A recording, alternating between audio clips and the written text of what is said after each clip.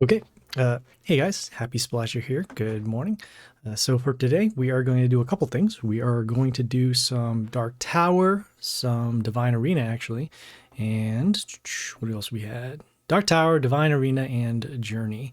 So yeah, so right now I'm just finishing up some gold mine just before we get started. Apparently the attacks on Grace were a lot more than I thought. We did run out, so that's good. We will clear that up and get it through. Okay. So also right now on Congregate, they are offering a 3x offer wall bonus, meaning that if you do complete offers while the offer wall bonus is going on, they'll give you 3 times the amount of creds. There is at least one of them that is good right now. I did it about 2 days ago and just waiting for it to credit. So that pretty much involves opening up a bank account, doing some minimum deposits, and then just waiting for it to credit. So we'll see what happens there. Okay, so let us switch our Warlord over to the Geisha so that we can prepare for Dark Tower right now. Like I said, we were doing Gold Mine before. So we're going to switch to the Geisha with our pet. Yep, okay, cool. Alright, we still need to level up our heroes, and we're going to do that roughly about 2 weeks. High growth is going to happen, and then also another world event will occur, so we'll level up some of our heroes then.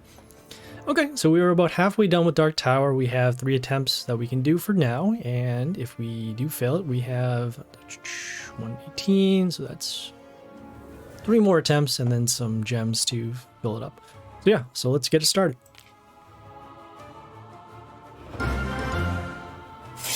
And for those who are tuning in regularly, you see that the setup has changed a little bit, just trying out something different with the camera and going from there. Okay, so let's see what we have here. So we have the Ogre already. They have the Silence, the Stones, and the Heals. They have the Gleedy Pet as well. That will give them a decent amount of health if a melee hero destroys something. Got this hero here that whenever another ally dies on their side, they will get Mental Shield. And then also the plus health. That could come into play for later. Alright. Let us see here, this hero. So it attacks, poisons the enemy. Also has decent health. Seeing what their health is once they are silenced.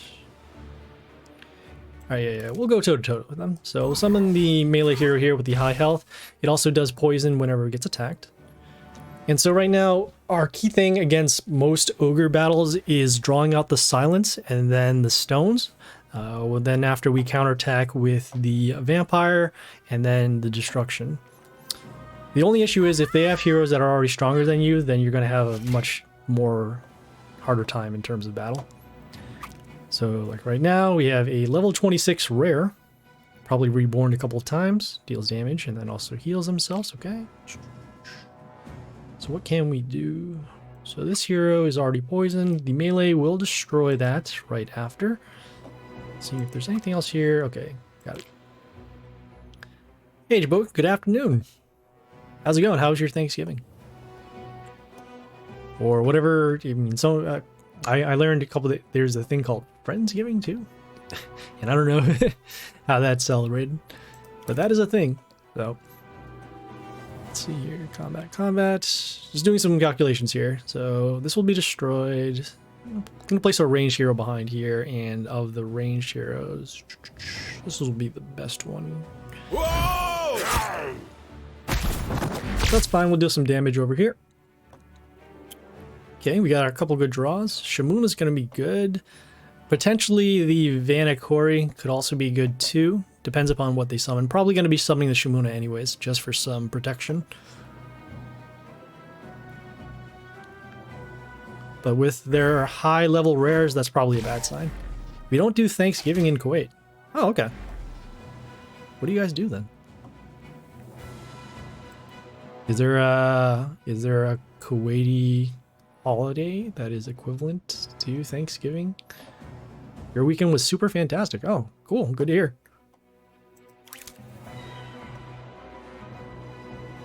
What'd you do this week? Let me see if I can... I'm going to give this some protection because we're going to need to play off against this hero here. It also deals a lot of melee damage. Yeah, we'll place the Shamuna in the top row so that way we can give it some protection.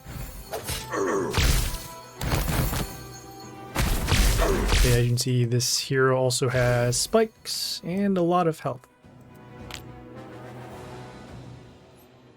You had your second baby delivered on Thursday morning. Oh, wow. Oh, congrats. Second baby.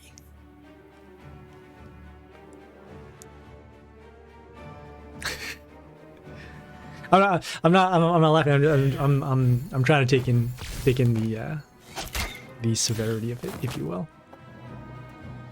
Okay, well, so let's see here. So we have our shard being destroyed. We have the silence occurring. We have the hero here. We have our Islamic holidays. Okay. Okay. Well, what's the next Islamic holiday? That's for you. Let's see, comment over here. Comment here. Destroy this. Spikes over here. See how much spikes does. So there. So we will be able to destroy this with this range hero. The spikes will, in fact, not get rid of it. Yeah, this is fine. So you see, we'll take some spikes damage over here. We are going to be taking at least 200 damage over here, and we'll need to draw out something. Not sure what exactly. The floss can be good in terms of filling up our board for summons. But again, we really do want to wait for those stones to come out. We might not get that chance. Comment over there. Alright, well, we'll do our vampire to at least block. See if we can do that. Summon our melee hero and get some health back. That would be good. Oh, it's also immune too. That would be nice. Yeah, let's do that. Alright, so we have the TNT over here that when it dies, it deals damage to our heroes. And then you also see those instant kill runes over there. Okay, this hero is still healing themselves, so because of that, we won't be able to destroy it next time. Alright, we got the stones here. So that is the second part of the battle plan. We need to wound this hero for at least, 30 in order to get around the... Oh, okay, 30 plus the regeneration, so 37. Yeah! Okay, we got the Epic Grace over here. Attack boost, and then could get extra attack. Okay, this is where we wanted to save our vampire to at least wound these. Do we have anything to wound the rest of the field? We do not. Could go for block. Yeah, I guess we're just gonna have to stall out for now. Summon this tree to block. The next one will be in the next year. Okay, cool. Oh wait, do you mean the next holiday or your next child?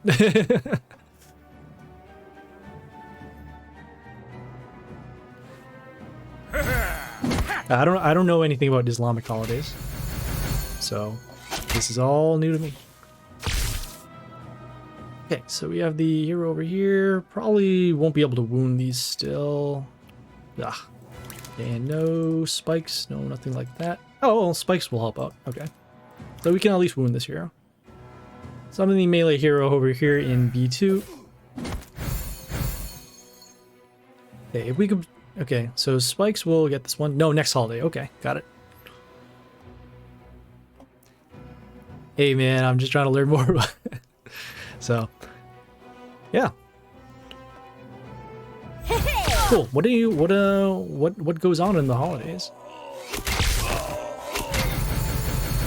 Oh.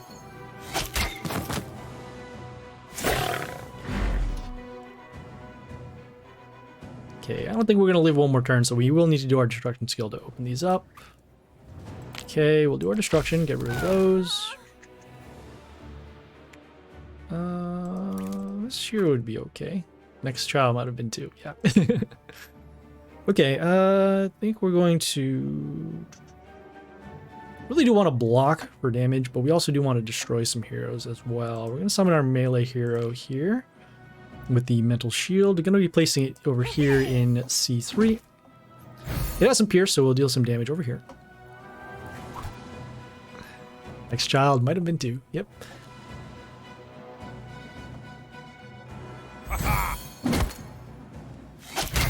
Yeah, a lot of families being started at this time. Alright, we'll do our summons. And okay, some of them are destroyed from there. Let's see, combat over there, combat there. We're summoning the melee hero here with the high attack. It also has a death trigger, so when it dies, it deals damage to a female hero.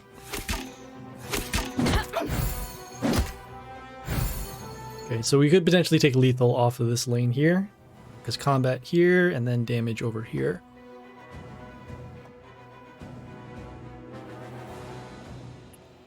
Whoa! We're at 1 health.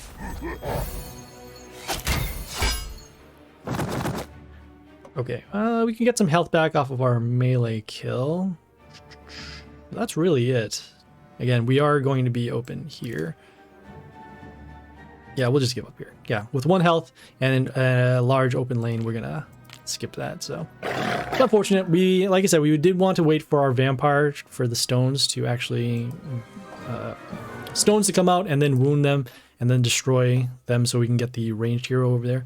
But as you saw, that rare, the level 26 rare, was too strong for us. They kept on healing too, so we couldn't destroy it with our destruction skill. But that is okay. Sometimes the matchups are like that.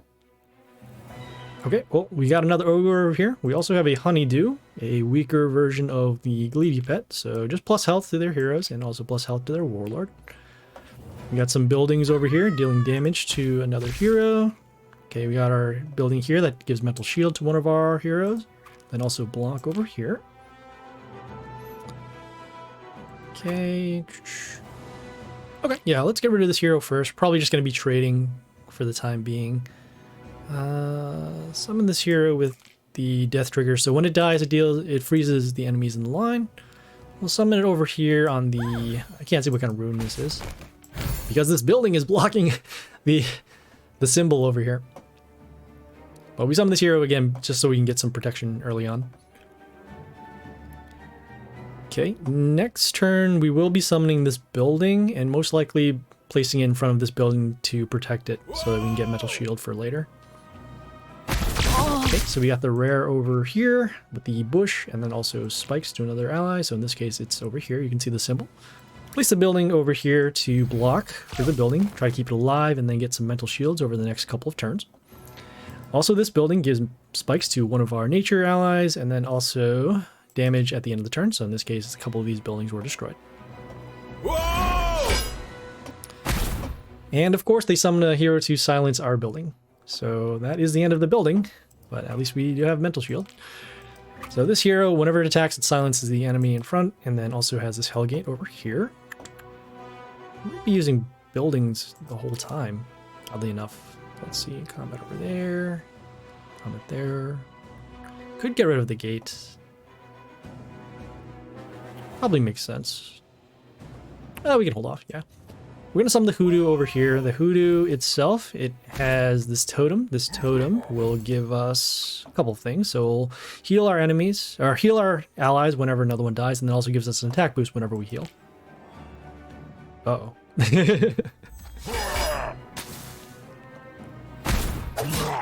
Sorry, Japoga. I gotta look at stream elements to figure out what exactly is being blocked.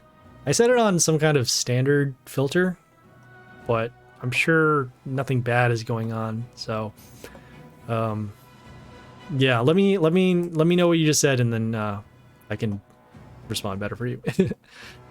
So we got this hero here that when it comes into play, it gives reborn to another chaos. So in this case, it's this one here with the reborn symbol.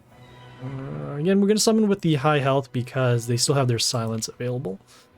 So let's see here. Yep, this one over here. Yeah! Okay, they are getting some health back to their heroes. And you see a health boost given because of each zombie that's on the field. So in this case, it's this one over here.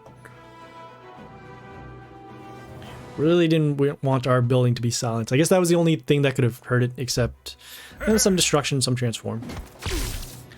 Okay, looks like they did do silence. Now we need to get rid of these. We have 4 major Islamic holidays. Okay. I'll look those up and learn a little bit more about them after the stream here. So let's see, combat over there. New Year's holiday, okay. Comment over there. We probably win one more turn. Yeah, we can win one more turn. We can at least win these, so we'll do that. So we'll summon our TNT behind over here. It has some splash damage and then also has the instant kill runes over here. That will happen at the end of the turn. We have our National and Independence Day. Okay. Ooh, and they did the stones here on the instant kill rune and got rid of that. And we have Freedom Day. Okay. Oh yeah, okay. I guess that would make sense to have 2 different days for that. Okay, let's see here. We have a hero here that freezes our Chaos heroes and then also deals damage to Frozen. I really want to wound these over here. We are running low on health, so what we will do, we'll do our Vampire Summon. They have that mini Tesla X that will deal damage whenever a hero is destroyed. So in this case, over here, and we'll take at least, and most will take roughly, what's that, 120? So I'll have combat over there. Do want to destroy this hero as well because it is going to freeze some of our heroes. All right, we'll take some damage over there. We still have some protection over here. Factoring the splash damage over here, so 34. So we need to deal 34 over here, which we can do with our melee hero.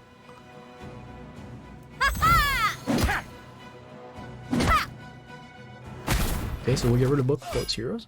This hero is now poisoned because it attacked the zombie over here. And then once again, we still have our instant kill runes to start stacking on the board.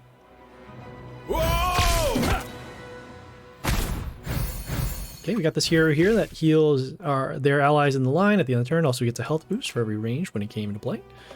We will want to protect this because our instant kill runes are going to build up for there.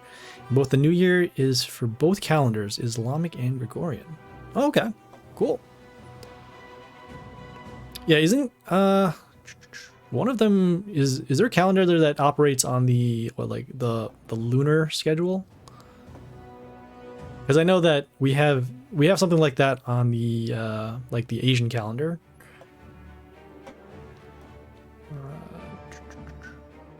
Some comment over there. Oh, this is gonna be good. Yeah, we can. I want to hold off on our extra summons because we might need them for later. So I also don't want to have any straggling units in case a scrap or a strict comes out. So we'll summon the melee hero here with the high health just to block. We also get some health back whenever we summon an ally because of this lollipop here.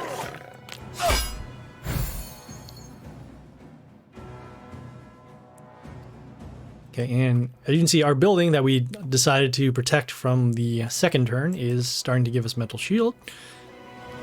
Yes, the Islamic is on the moon cycle. Okay, got it.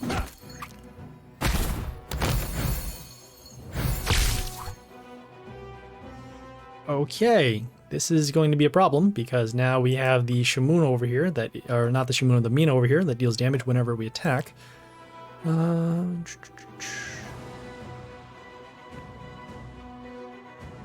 Okay, are we going to net out is the question. 1, 2, 3, 4. We need 2 heroes to attack over here, but we're going to take roughly 65 damage. 1, 2, 3, 4, 5. Oh boy. Is there a way for us to heal or deal more damage?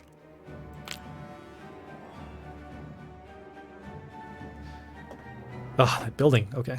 Well, we'll do our summons, see if we can actually heal up for a little bit.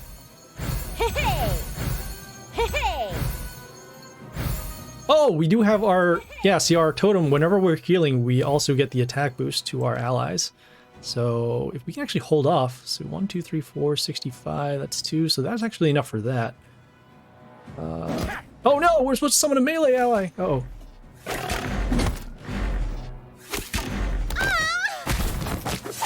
I was supposed to summon a melee hero in order to attack this.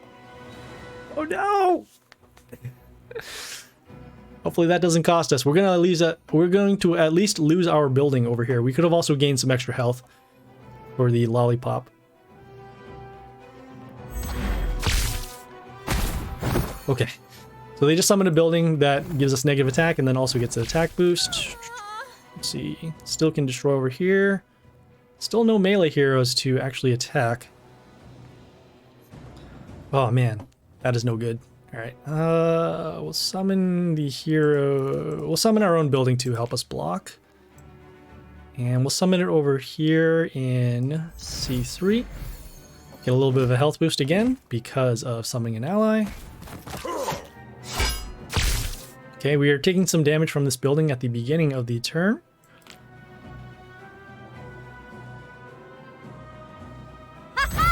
Okay, good. All right, so they summoned a hero on one of the instant kill runes, and let's see. No, this hero was affected because that hero that just died, it gives mist to 2 of our chaos heroes. So, okay, so we get damage over there, damage over there. Oh, and I think we're good. No ranged heroes, but we'll summon another hero over here, just doing some calculations. 109, and the attack boost. Yes, okay, great. Yeah, those buildings helped us out at the very beginning. We would have been much better off had we not protected that building and actually protected the totem, the one that deals damage to heroes. But yeah, fought our way out of a pretty tight spot there. Okay, yeah, let's keep going.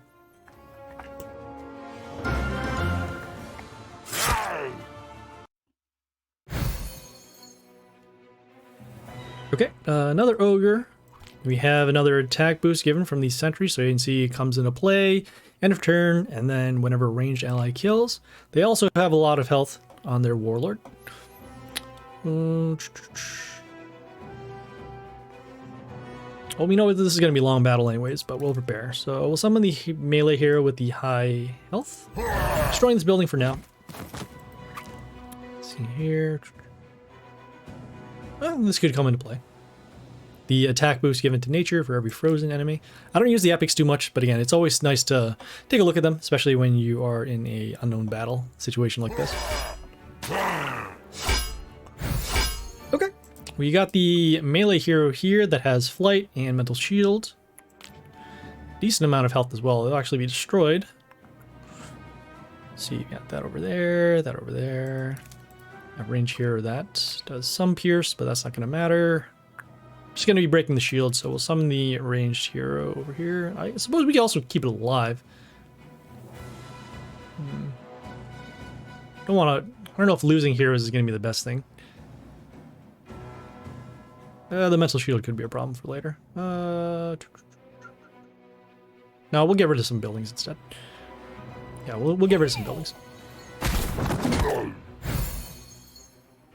Because even if this dies, if they summon another hero behind it, then we're going to be down 2 heroes, and then they're still going to have protection. I would rather them destroy this and then allow us to do something. Okay, so we have the hero here. Same one. Yep. So whenever a hero dies, it will get plus health. We do our immune hero. That could work. Could also freeze these heroes too, but for the time being, we need to get the board back. So let us do that. Combat. Do some freeze. All these heroes are going to be silenced. That's the problem. Might not get a chance to live that long. But, oh, you know, we can do some attack steal. That'll do something. So the Vixen over here, whenever it attacks or another hero attacks the Warlord, we can freeze these heroes. If they do silence now, sure, that's fine. We can stop these for the time being. And if they don't, we'll have some attack steal as soon as they summon a hero. Which you'll see right there. Okay. That's not good. Well, now they have an Yoster on the field. So now health boost given to their heroes, and then also damage to us at the beginning. This is not looking like a very good battle, especially since now we won't be able to destroy this. And yeah, all right. Well, we'll do what we can, like I said. All right, so some combat damage over to the Yoster, some freeze over there, some damage at the beginning of the turn, some health boosts over there. Okay, we at least drew out the silence. Comet will destroy this. Probably another hero to destroy this so that the Yoster can be protected.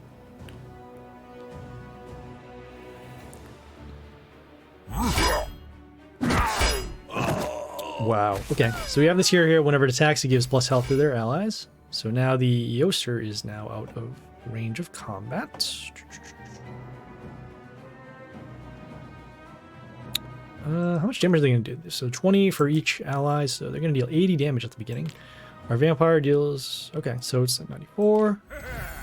Okay, summon is good. 2 bits of combat could work. Silence over there.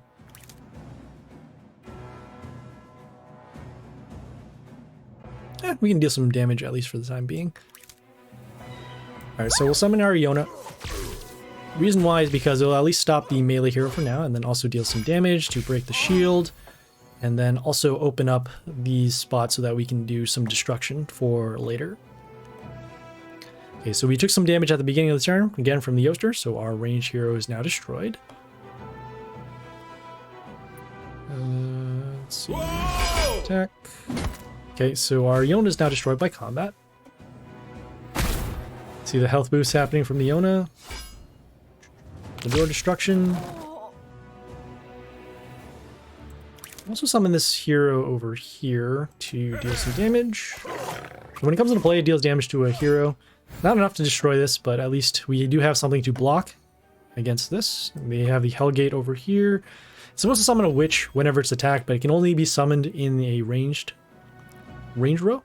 And so because of that, no extra summons over here, just used as a blocker.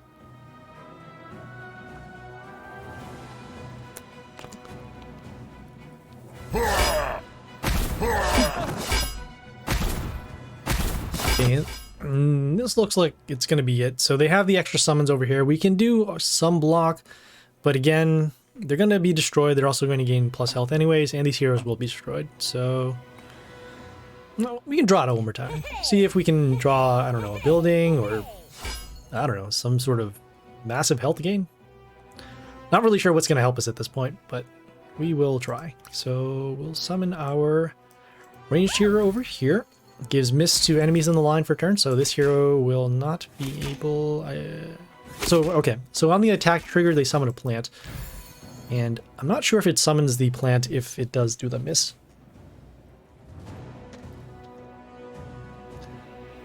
Okay, so, excuse me. We have the Hellgate being destroyed. We have the miss over here. Okay, so at least the plant isn't summoned. Okay, we got the building over here that deals damage to our heroes when they come into play. Combat over there. There. Summon a Hellgate.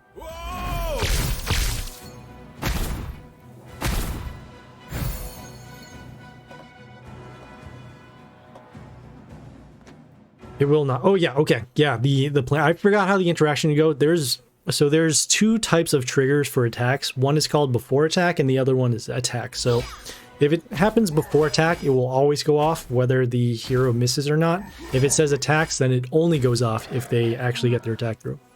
So for example, the Lotrix that was just summoned over there. Okay, that one was kind of rough. Again, we had a lot of heroes that were under-leveled, and so bad matchups over there. We'll do this one more time and see how we go.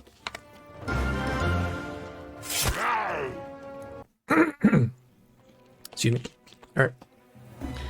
Okay, we have the Ogre again with the Gleedy Pet over here.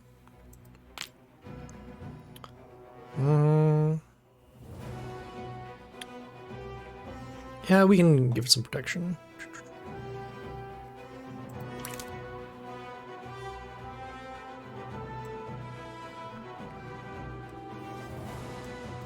Oh, okay.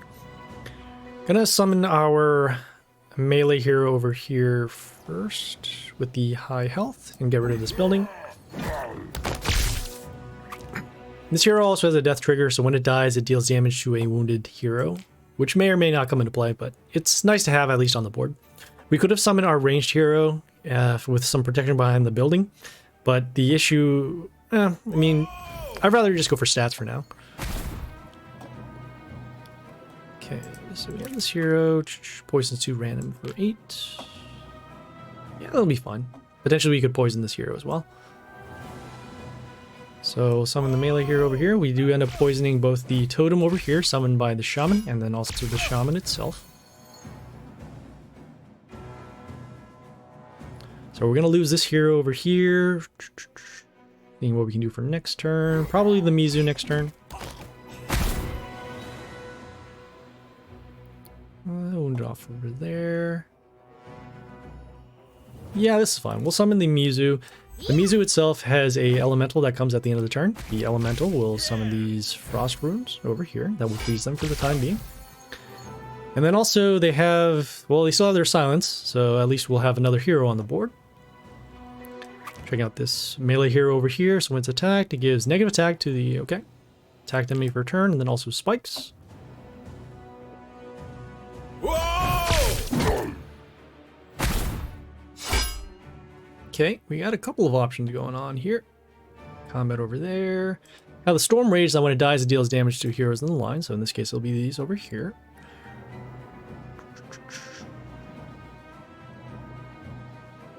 Seeing if it's too early for us to do our Vampire.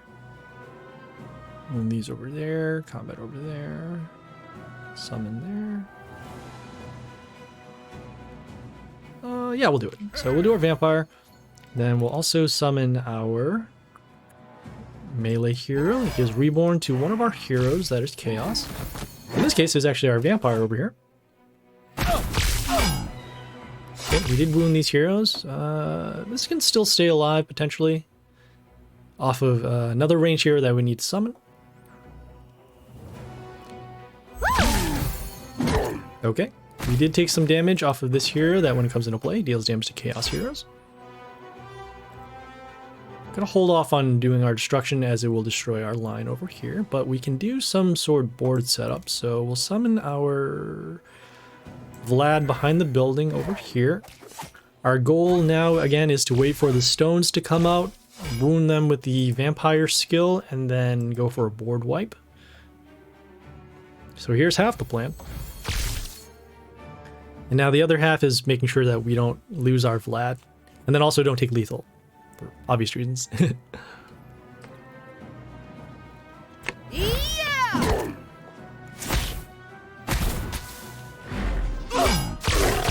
Okay, so we are taking some poison damage off of the Melia over here, and then also deals damage to our Warlord. Figuring out which heroes are going to be poisoned. So Vlad is going to die next turn unless we cure the poison. And I guess another hero was destroyed over here. Whoops.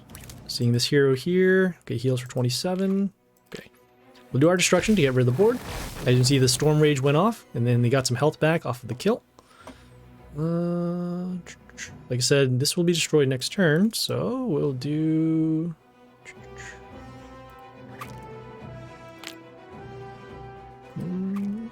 Oh, maybe the heal might actually help. We'll do that. Yeah! So summon this hero. At the end of the turn, heals allies for 27. I don't remember how the interaction goes, if the poison happens first or if the damage happens first. If the damage happens first, then we can actually heal this Vlad. And if the poison happens first, then obviously we're going to lose it. So we have our damage and then the poison. Okay, cool. So this might stay alive. Cool. All right. Let's see. We have the hero here that when it's attacked, it'll heal the Warlord. Yeah, they're mostly at full health anyway, so that's not going to be a big deal. I'll have to go now. All right. Well, hey, Jipoga, thanks for checking in, and congratulations on the second child. All right. Yeah, I hope you have a good weekend, man. Hope you catch the next stream. All right, cool. Absolutely. We will summon our... We'll summon our melee hero on the attack rune over here. We're giving them extra health, but at this point we don't care. We're trying to deal as much damage to the heroes and also get the board back. Okay, so we have the heal over there. We also summon this melee hero because it has Flight and then Reborn, so we'll be able to block at least one turn, unless they do Silence, Transform, or, I don't know, some sort of removal.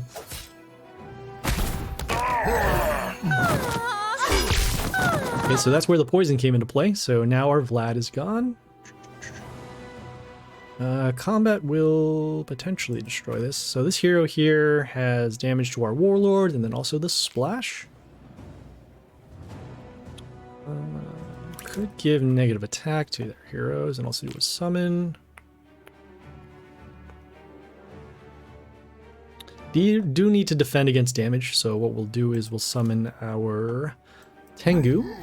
The Tengu will stop heroes whenever they come into play in terms of setting their attack to 1 for the turn.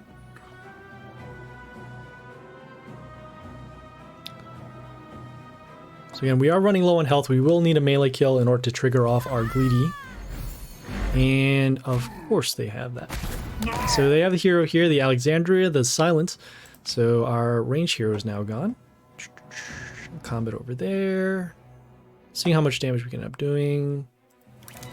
We'll place our melee hero to help us block for the Tengu. It will also give us mental shield when it comes into play.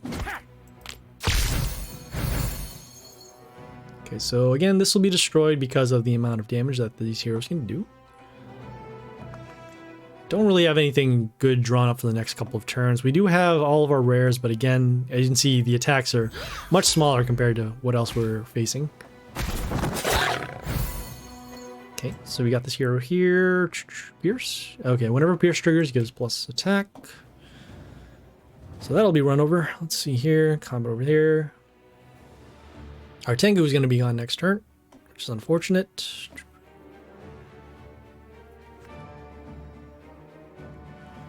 Let's see here. Yeah, there's not really too much we can do at this point. We'll block. We'll see combat over here destroy this. Combat will destroy that. We'll take some damage over here. And I think that's pretty much going to be it. Even with these legendary heroes over here, this can only help us if we have more heroes on the board. This could deal some damage, but as you can see, these heroes here with the high health. And then this hero here with evasion could help out. We'll summon our melee hero over here, get some health back. It has evasion, so it can stop the ranged heroes on this lane. It also gives Toxin to heroes on their side of the field. But again, we are pretty low on health anyway, so... Of course. Okay.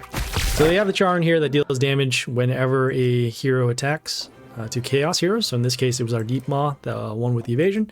And so because of that, we took the loss over there. So that was Dark Tower. Some pretty rough battles going on over there. We'll do some more Dark Tower offline, and we'll have the recordings up probably tomorrow. Okay, so that was that. Let us now go over to the Divine Arena. As you can see here is a new Divine Arena, so let's check that out.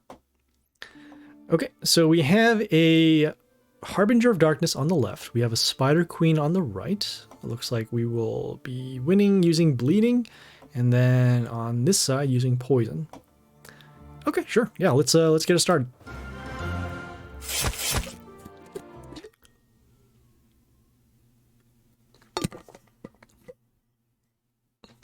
Uh-oh. Okay. I heard the sound, so that means we're good for now. Okay, so let's take a look at the Warlord. So they have Poison to our heroes, kills all wounded, and then summons Witches for 1 turn. Have these 2 shrubs over here that whenever they're attacked, they will poison the enemy. Okay. This one too? Okay, great.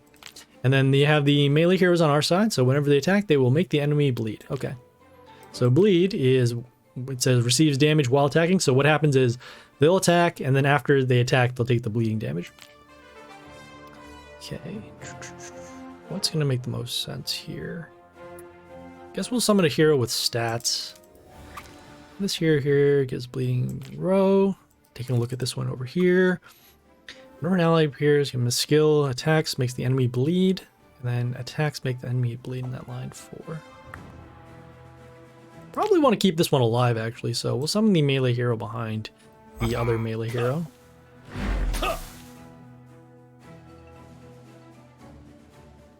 I should take a look at these 2 other heroes as well. I guess they're all part of the same hero family, if you will. So this is the rare version. We summon the epic version, and the legendary version is over here.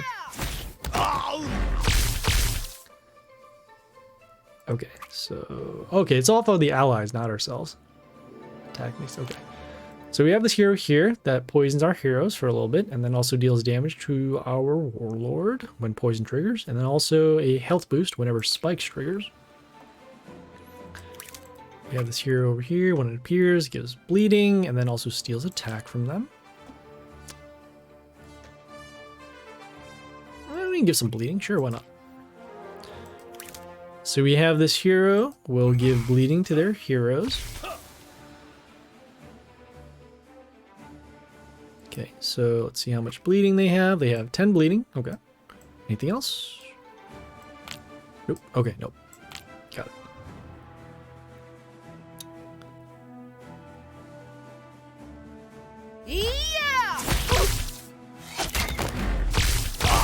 Okay, so you can see the poison happening over there. Okay, they got this hero that poisons enemy in the line for 4, and then also does flight.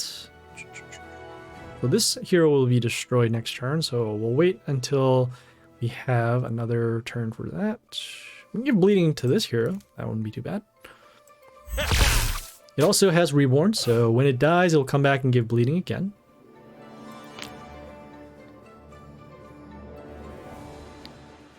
So this will be destroyed after the attack. We'll do poison at the end of turn. Okay, so our heroes won't be poisoned again, so that's good. Okay, so this hero is now bleeding for 10. This hero here attacks poisons for our range. We don't have any range heroes, actually, except for this one over here. We can destroy that. But what we'll do is...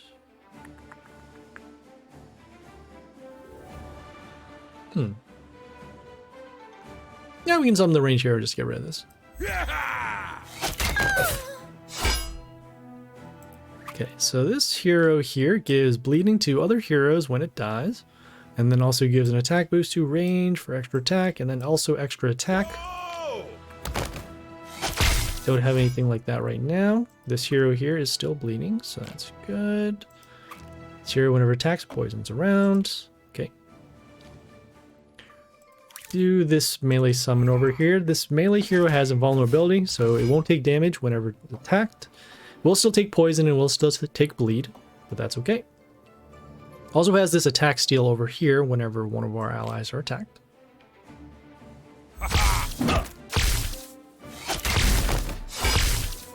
Okay, so now we have this hero here that whenever we attack, we will have our allies poisoned. Combat over here. Still give on the bleeding. We don't have another ranged hero, unfortunately. It's poisoned for a little bit. Okay, sure. Okay, we will summon this melee hero over here. This melee hero will give bleeding to another hero whenever it comes into play, and also steals attack from them as well.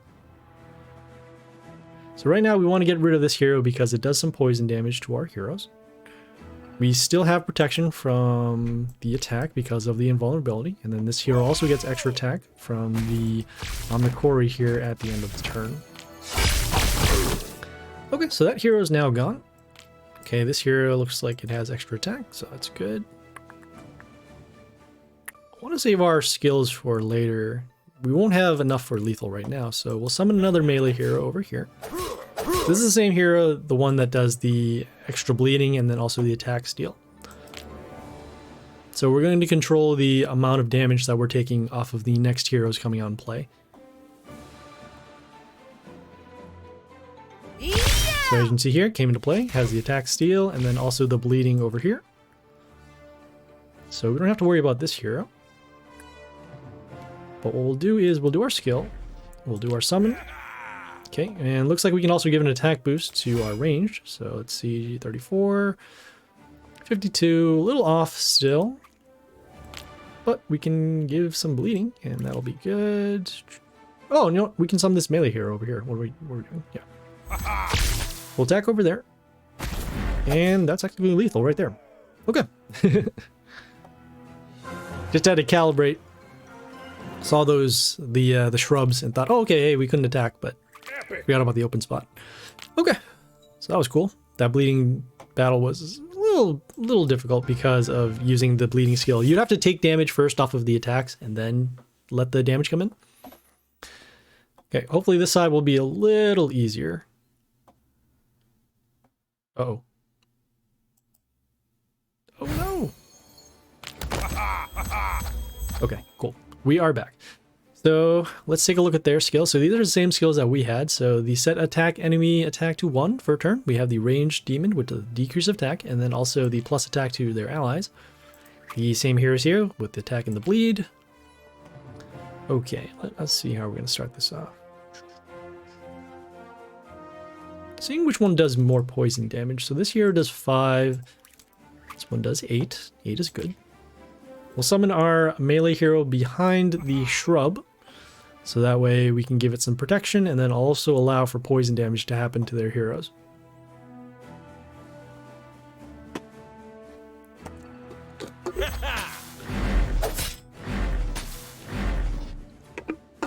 So as you can see, we're taking some early damage right now. We don't have the blockers out quite yet. Okay, we have the bleeding and also the attack steal. Okay. Ideally, we are going to continue with another melee hero that cannot attack. And the reason why is because with the melee heroes behind the buildings, if they can't attack, the bleeding does not trigger. We summon this hero here that does poison damage when it comes into play, and then also if poison triggers, it will actually trigger again for more damage.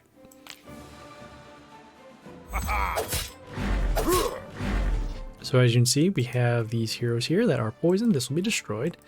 And then this hero, even though it is invulnerable, it will also have poison as well. Probably wait one more turn.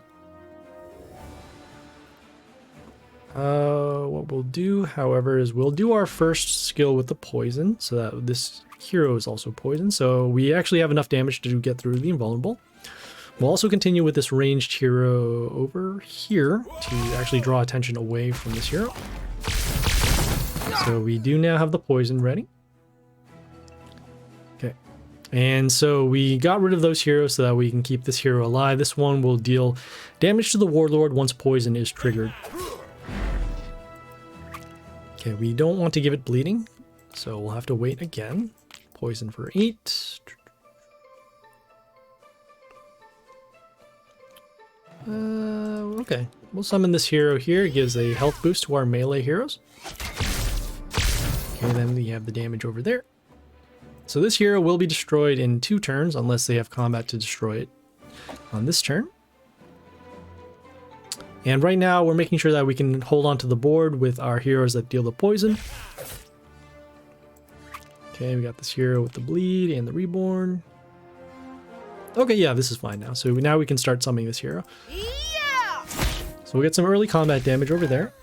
Hero back on the reborn, poison over there, and then also damage to the warlord because of the poison triggered. So 5 to 11. I mean, right now it's not going to do that much, but it's good to have extra removal for our heroes.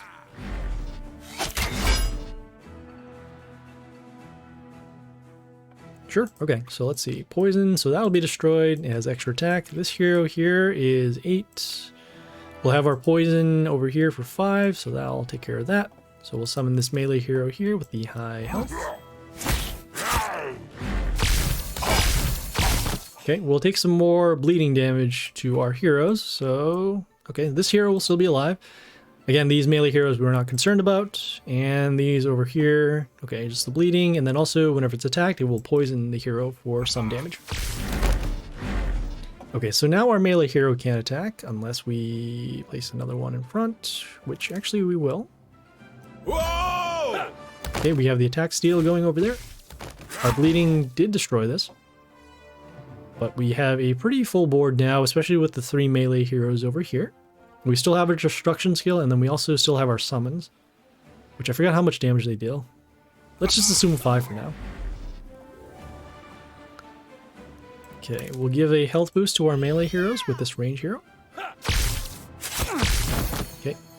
A health boost was given to this hero because a bleeding hero was destroyed, but then we had enough damage to destroy this here. And I think we're going to be set. Even if this hero is destroyed, we still have an attacker over here. So, let's see. So not quite enough on there. We'll give it one more turn. Yeah, we'll summon this melee hero over here for sure. So some damage off of the bleeding again. We have our poison happening. Okay, and then this hero again will be poisoned. When the Marquis dies, it gives health back to our Warlord.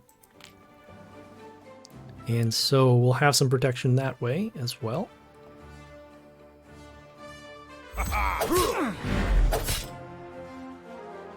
Okay, we can go now. So we'll do our destruction, get rid of those, we'll do our summons. There is some attack steal happening. Oh, and this one does not do attack steal. Okay, great. In this case, we can just attack. We should be good here for lethal. I'll summon this melee here just to be safe. Alright, so combat over there. Some bleeding, but again, with the amount of damage we can now deal, we're good. Epic. Okay, cool. So now we are done with the Divine Arena. It will refresh in about a day or so. Okay, the final thing we are going to do today is go do some journey. So let's do that. How do I sign out with that? Okay, yeah, I gotta scroll this up a little bit because of this offer wall that shows up here. So just gotta log into Sad Boy and then we will get the journey started.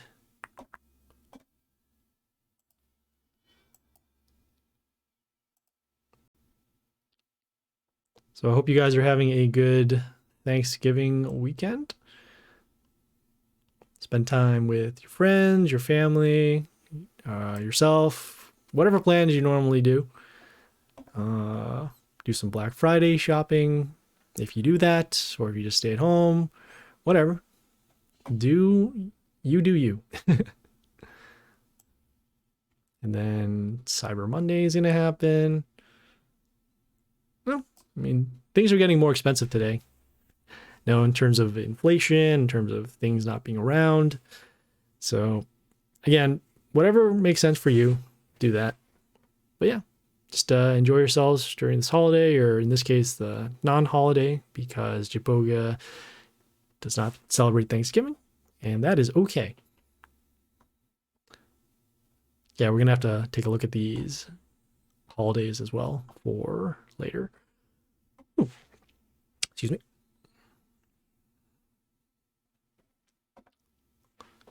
Yeah, in about a few hours, I'm probably going to get some breakfast or go out to lunch.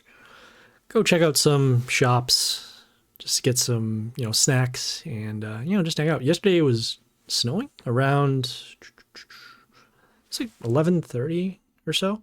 It wasn't too strong. It didn't really stick, but, I mean, it was noticeable, at least on the highway.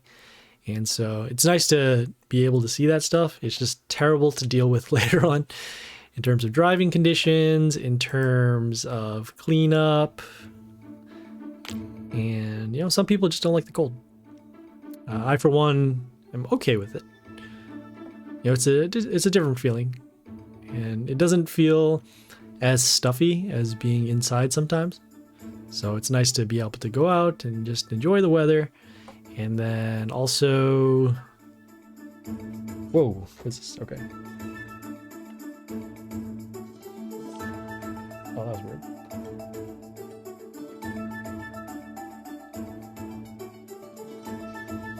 Sorry, my phone picked up Google Assistant and they thought I was saying something there. Okay, well, we are almost there for that. I think what we do for Sad Boy. It depends where we end up showing up in the journey. I believe we started on the next island. And we do have a couple of heroes that we do need to level up. Again, we are waiting for the high growth, which is happening in about 2 weeks. So right now the wish shop is still going. Oh yeah, I forgot to open up the wish shop for the Happy Splasher Cat. I'll do that later. It's fine. Yeah, I'll tack it on to the Divine Arenas for later. Or not Divine Arenas, but the Dark Towers. Alright, so let's actually get our wish shop here though. For our account here, we wished for both the Yoster and the Shimuna. Possibly going to get nerfed, the Shimuna, but the Yoster is here to stay. So we'll open up our free attempt. And we got some gems. Gems are cool. Rather get gems than elixir contribution. Okay, and I believe we have everything set up right now. I haven't done Journey with the Geisha on this account, but we'll try it out. Okay, so yeah, so let's go into Journey. We'll claim these rewards that happen every 12 hours. And now we will start it off. Hey, new rank. Cool. Okay, so we are currently on, chapter 2 of Rondo. And Rondo is the third or fourth island. So we have Pastoral, Dactyl, and Rondo, yeah. So we are on chapter 8, Rondo, otherwise known as Island 3. And yeah, so we are going to check it out. So we are on Melis Snake Hiss. Let's take a look at their skills. So whenever poison triggers on for the enemy, it will give them -6. So that means that if poison happens on our side and we take poison damage, they'll get negative attack. And then also at the beginning of the turn, we'll poison all of our heroes. Okay. Take a look at those heroes. So we have one that does poison, attack boost, plus health to their warlord, some freeze. Looks like it's all nature. And then we also have this hero with spikes. So yeah, let's get it started.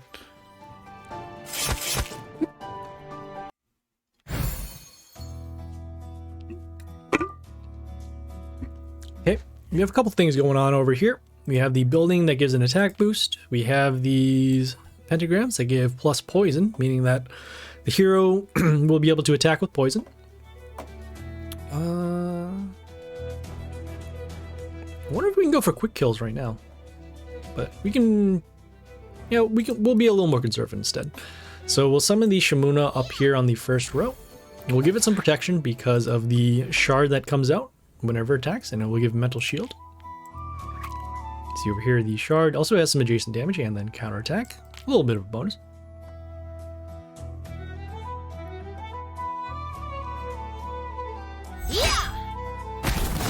Okay, we have the Dragar over here with the attack boost for every hero comes into play. Also gets an attack boost at the end. We'll do our vampire summon. Okay, and that's good. It did land on the pentagram, which is good for us because the shard can't land on the pentagram. So we'll have some protection over there. I'm going to continue with the Grace behind the Shamuna. So it'll get some protection with the hero with the mental shield. We'll deal some damage over here. And the damage is good. And then as you can see, the attack boost happening to our heroes. And then the vampire deals some damage at the end of the turn. So now these heroes are wounded, which will help us set up for the next couple of turns.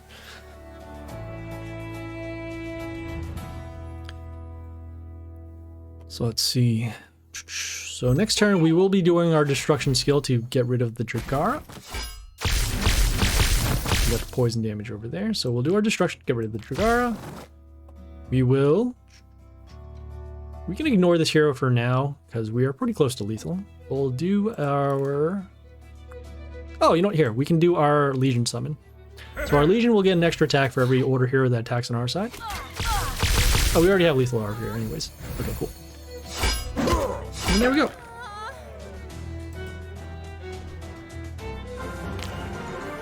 Epic, epic.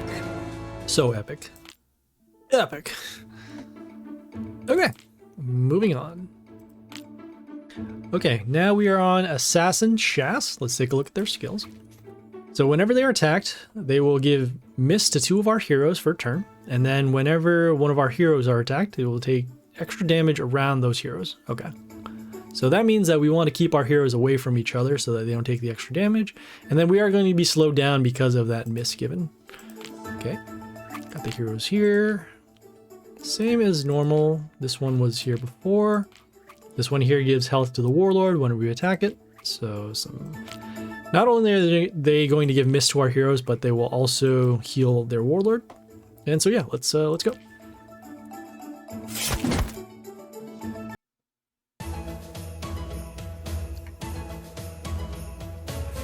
Okay, we're gonna have to set up for the long battle here. So what we will do is,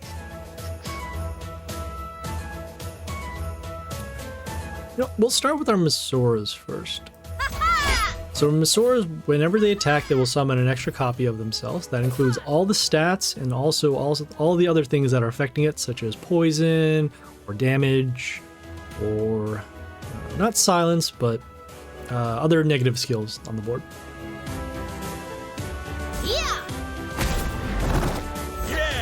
Ooh, okay, so we got the Mizu over here, sending the water elementals. Those water elementals will summon these freeze runes over here. We're going to do our vampire summon and then also our Yoster. And the reason why is because Not only do we silence this hero, but we're also setting up for the next turn where we can do a destruction skill to wipe out their board. We also need the Yoster anyways because of the amount of miss that we're going to take to our heroes. So we will need to get rid of some of the blockers on the board, whether it's a building or another hero.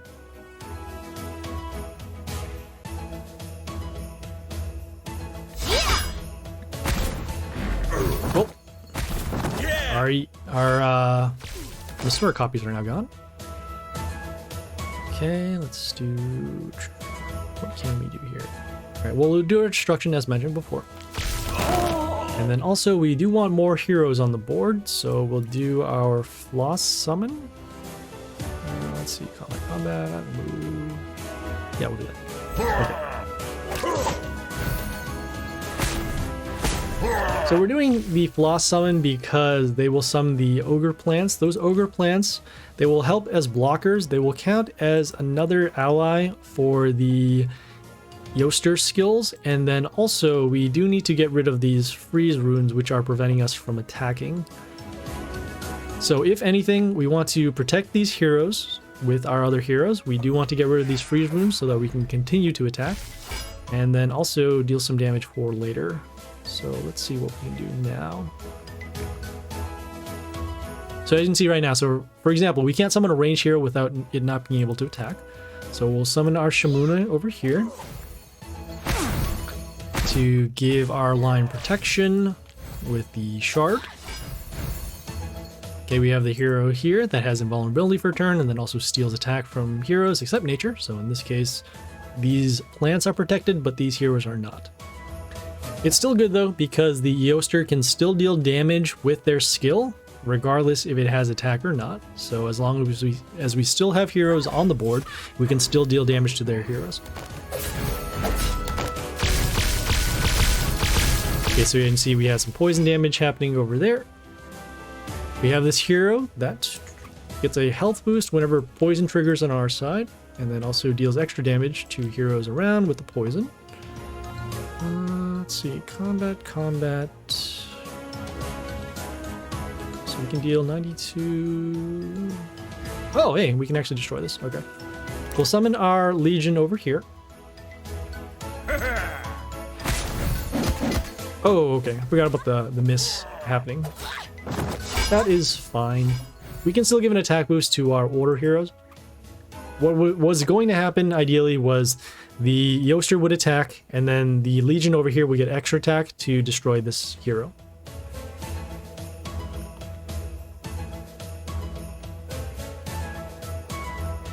Excuse me. Okay. So we destroy the invulnerable hero now. Okay, we got the poison triggered over there. Got the damage happening over there. Okay, what can we do? We will summon our Grace over here. Get some extra damage out on the board so we can potentially destroy this hero.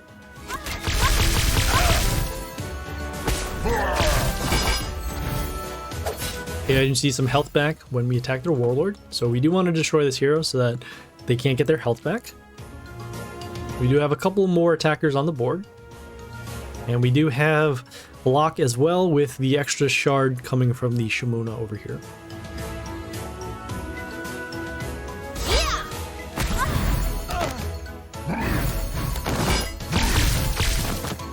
Okay, so now we have the Dragar again. We're going to do our summons. We open up some of these spots. Okay, not exactly what we want to see, but this is fine. We'll summon our Yoster to silence this hero, and we're going to place it over here. Give it some protection behind the Shamuna. Okay, you can see those extra spawns landed on that death rune given from the snake over here. So the only thing we need to be concerned with now is this Dragar with the high attack. We do have blockers right now with our summons, and then we also have this hero over here, which is now gone because of the attack boost. Okay, the damage from the Yoster destroyed these heroes over here, so we'll summon another hero to block. Yeah, we will. Okay. So we'll summon the Floss over here, deal some damage. Our summon to block. Our shard from the Shimuna over there. Okay, and then we have the attack steal happening. This is fine though, we do have lethal next turn, assuming they don't deal 300 damage, which I assume that's not going to happen. We have their attack steal over here, but we do have these two lanes open, and then we also do have our Yoaster dealing damage at the beginning of the turn, which is not the case anymore. So let's see, combat over there. We have the Mave over here that gives health back to the Warlord for every hero that was destroyed, so in this case it was that one there. Combat there. We don't want to end up destroying our own heroes. We were going to summon this Rotter, but we just need something to break through here.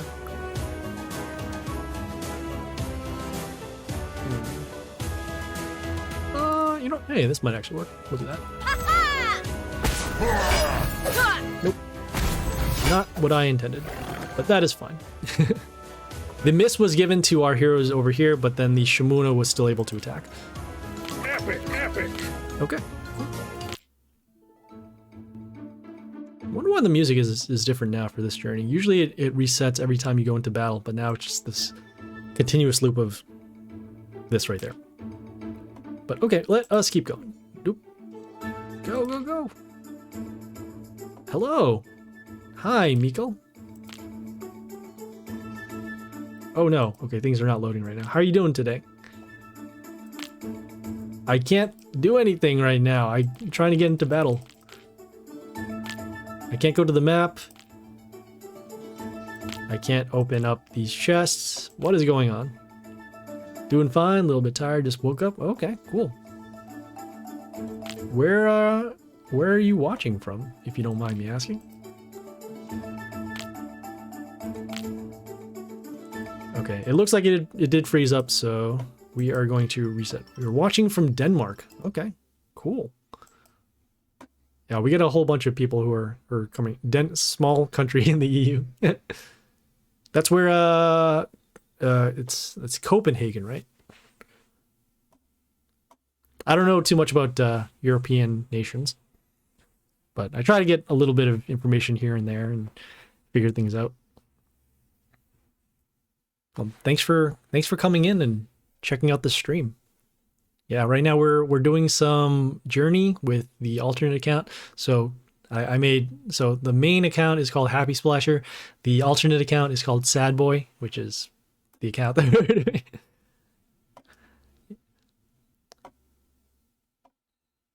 Yeah, it's Danes, right? Danes come from Denmark. I remember reading about this guy. Yeah, I won't get too much into it because he has like a weird backstory on it. Yeah, ain't got nothing on Sad Boy. Yes. Okay. Cool. All right. Yeah, I don't know. I don't talk too much about Denmark, or I don't think Denmark comes up in people's regular conversations. So, no, it's like, oh hey, you knew something. That's cool. So yeah, how was do you celebrate Thanksgiving in Denmark? And if you do, that's cool. And if you don't, that's cool too. Only thing Denmark is... Oh yeah, Legos are from Denmark too. Yeah, I love Legos. I played with them when I was a kid. And then I had to stop because... so back when I was a kid, we had... I had maybe a couple Lego sets, and then I kind of broke them apart and then reshaped the stuff. And I had a couple of things built up, but then we moved around a lot. So I couldn't hold on to my Legos for a long time. And so I think at the end we just end up giving them away or something. And yeah, Legos are way different now in terms of the amount of, complexity, and then the branding. I know that in Costco, I saw about a week or two ago or something, they had the Star Wars Star Destroyer. It's huge. And I think the set costs, it's like $50, which I guess isn't too much now for a toy, but still pretty hefty. I know they have the Death Star, and it has 1,000 pieces. So No, we don't celebrate Thanksgiving. Pretty sure that's only an American thing. Not sure though. Yeah, I don't know. I mean, this is stuff that I learn about all the time too. What kind of holidays you celebrate in Denmark? Whoa!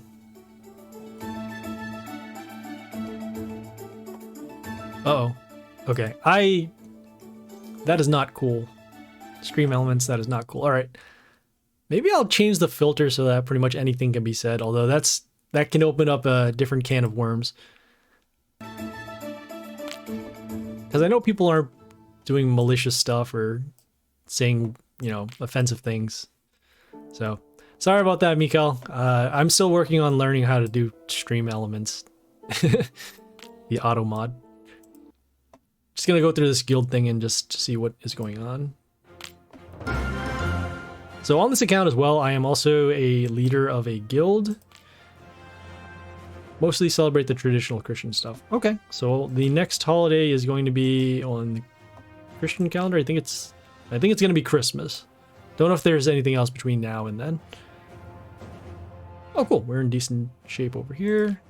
See if we can actually defend and grab something else. Oh, okay. Yeah, sure. Why not? Oh, this one's way too big. All right. And this one's way too big. It's all right. I know Streamlabs can be. Okay, cool. Do you stream as well? Or do you do anything on the online space like that? Yeah, I'm picking up stuff here and there. I put in a couple of hours every now and then, and you know, it's been a long journey. Don't stream, just a proud chatter and lurker.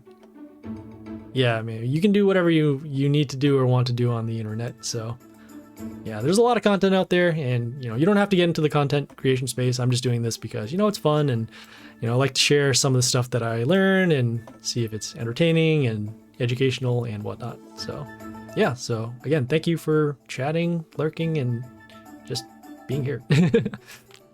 Okay, so yeah, so now we're on boss number 3. We are on Moto Sharpfin. Let's take a look at their skills. So it kills an enemy with less than half their health. So for example, if their starting health was 100 and then it got to, I guess, 49, then it would be automatically destroyed. And then at the end of the turn, we'll give negative attack to all of our enemies. So in this case, our heroes will take negative attack. All right, so we have some attack steal happening from these heroes. I see a lot of attack steal. Also see some silence, and then also some poison damage. So yeah, let's get it started.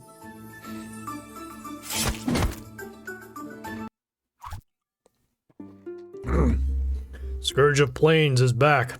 I need to throw your body into the maelstrom you made. Oh, I thought there was going to be some kind of banter coming from our warlord. Well, that is okay. All right, so we don't want our heroes to have less than half their health. But what we can do, we also know that they have a lot of male heroes, so we're going to save our Yoster for when a large threat comes up. We're going to start with our Yosters, get some extra copies on the board, get some early attackers. And we actually don't want to fill up our board too much because they do have these scrap, so the scrap steals attack whenever a hero is destroyed on our side except a building, and then also deals more damage to us. So let's see here. Okay, we have the Dandy Croc here, which will also have the kill skill, and then also steals attack whenever it attacks.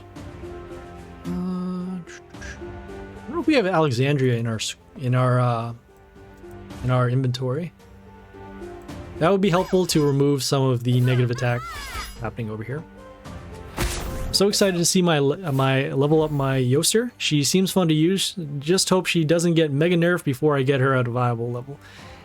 Yeah, when Yoster first came out, she was legitimately the most broken hero on the board, most broken hero in the game before Grace came in. So Grace is very powerful in terms of damage. As you know, the Yoster here has multiple skills. So we have the Silence the male heroes.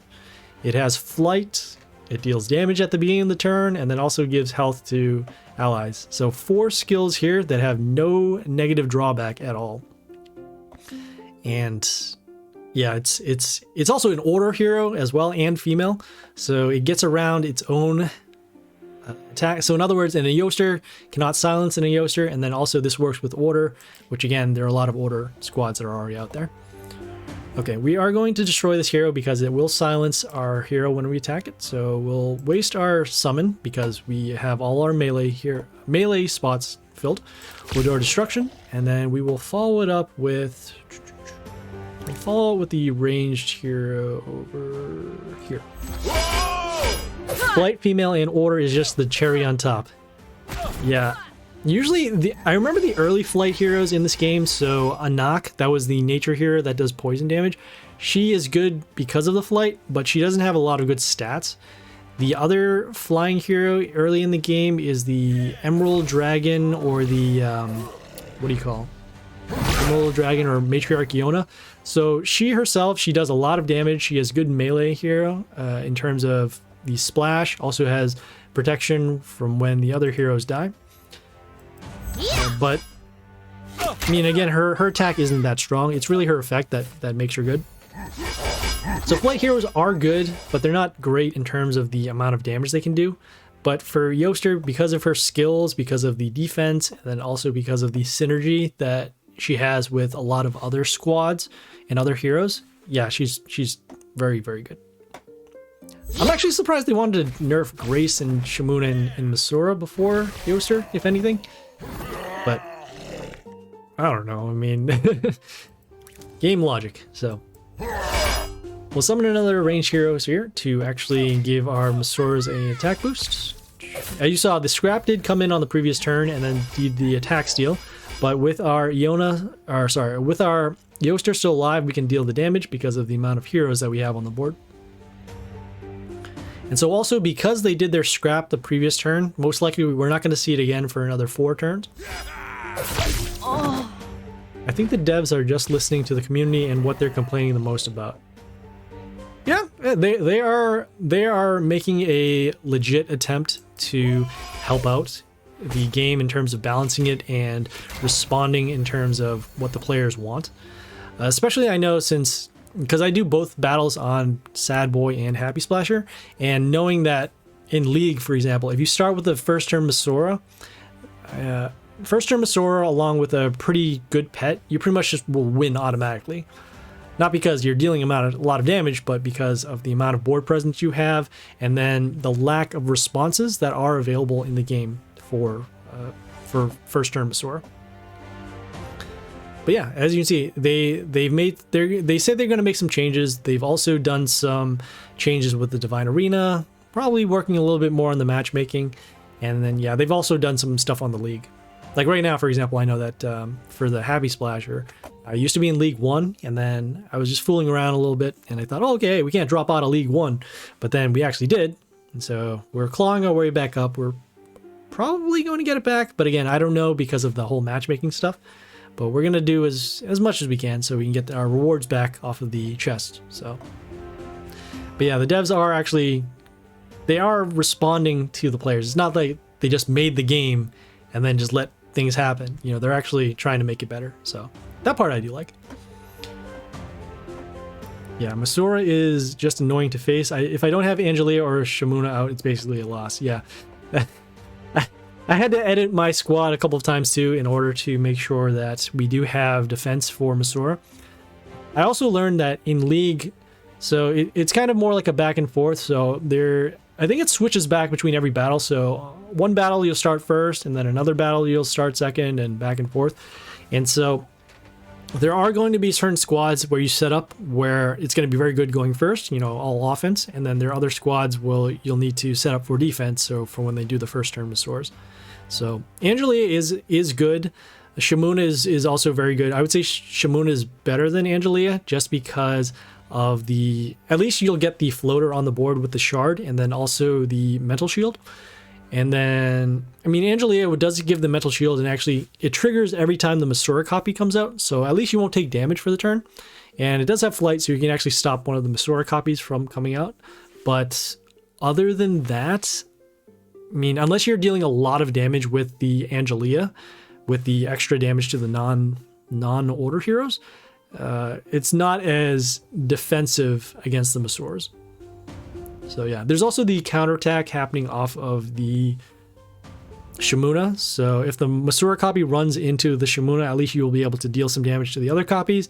And then depending upon what your Warlord is, you can stop the other Masura copies. So there's that. There's not really too many good defenses against the Masuras other than, I guess you can do My 10, but you have to get it to 100% damage in order to get it done. Not stop from spawning. Yeah, go-to is also Shimuna for really fast. Yeah, so she doesn't necessarily stop them from spawning, but at least it stops the damage happening in that row. I don't even have Mai unlocked. Yeah, the Mai... So Mai came out a long time ago, probably like a couple of years ago, and the recent nature event did have the Mai in it. I think it's probably only the second or third time at most. You can also check out the wiki, the Mighty Party wiki, and see what the calendar was. Yeah, but Mai is super good in the league. Yeah, because of the random RNG, sometimes you're just going to lose your entire board if the Mai hits your strongest hero. But it works both ways. So in order to get a full Mai at this point, you need to have reborn it 1, 2, 3, 4, 6, 11, 15, 16. You'd have to have reborn it. Sorry, I gotta count this again. 6, 11, 16, 21. So you'll need to have reborn it 4 times and then also get it to level 16 again. So a pretty long time, but I mean, it's well worth it if you can actually do it. All right, we will continue on over here. So what did I make? What maelstrom are you talking about? Don't pretend that you know nothing about it. Everyone on Rondo knows who you really are. The savior will stop you again. My highest reborn hero is like R3, I think. Yeah, it's so this game, in terms of the reborn thing, it makes it so difficult to navigate, because certain heroes are better with the reborn and certain heroes are better with levels. So a example of a hero that falls in that category is Charon. So Charon is the order hero that gives extra attack runes and then also does damage to chaos and then also gives mental shield on the opponent's turn. So that hero will get its maximum amount of extra attack runes at level 16. And this happens regardless of how many reborns it has.